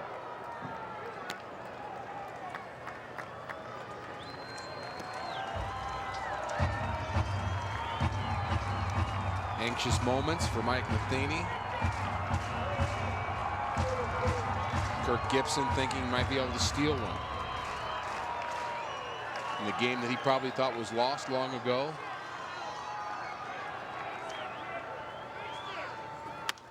And in a way, and a manager would never say this, that they anticipated a loss, but as you pointed out, he made some moves that you'd say, okay, you make those moves when you realize, you know, maybe we're out of this game, let's buy my regular some time off. Well, you can't blame him the way Lance Lynn was pitching and your offense was sputtering.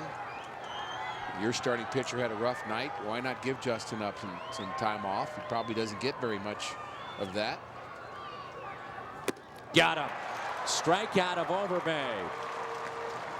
99 on the gun. And the Cardinals are 1 out away from taking game 1 of the series. And now 13 strikeouts. Diamondback fans think Mark Reynolds is back here again. Used to lead the league every year, didn't he? That's right. This guy has some pop, Dan. This is Hill, and it's a check swing. Green has it to first, and the Cardinals win a wild game here in Arizona. Somehow, some way, they hold on. 9-6 the final.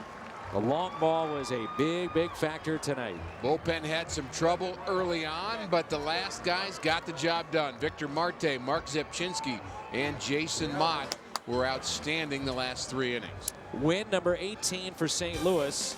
6 of those 18 thanks to Lance Lynn. He's 6-0. Post-game show brought to you by Missouri Lottery is next. 5 Cardinal homers on the night. The Cards beat the D-backs 9-6. Al Roboski has stayed up past his bedtime for the post-game edition of Missouri Lottery Cardinals Live. And Al, a lot of home runs from the Cardinals, and they needed most of them. They really did.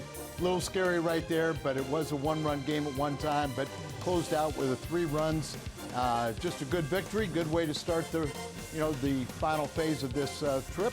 And let's see some of the rest of the National League and let them take on the former world champions. Much more from the Mad Hungarian coming up. Plus, the first place Cardinals storm the desert to take on the scuffling Diamondbacks. We'll break down a big night for the Cardinal Bats. Plus, Lance Lynn on the mound looking to make Cardinals history. We'll tell you how he did just that. And we'll take you back to Arizona for Cardinals player reaction and Mike Matheny's post-game thoughts. Happy National Teacher Week, Al. And I'm ready to learn more from you coming up next on Missouri Lottery Cardinals Live.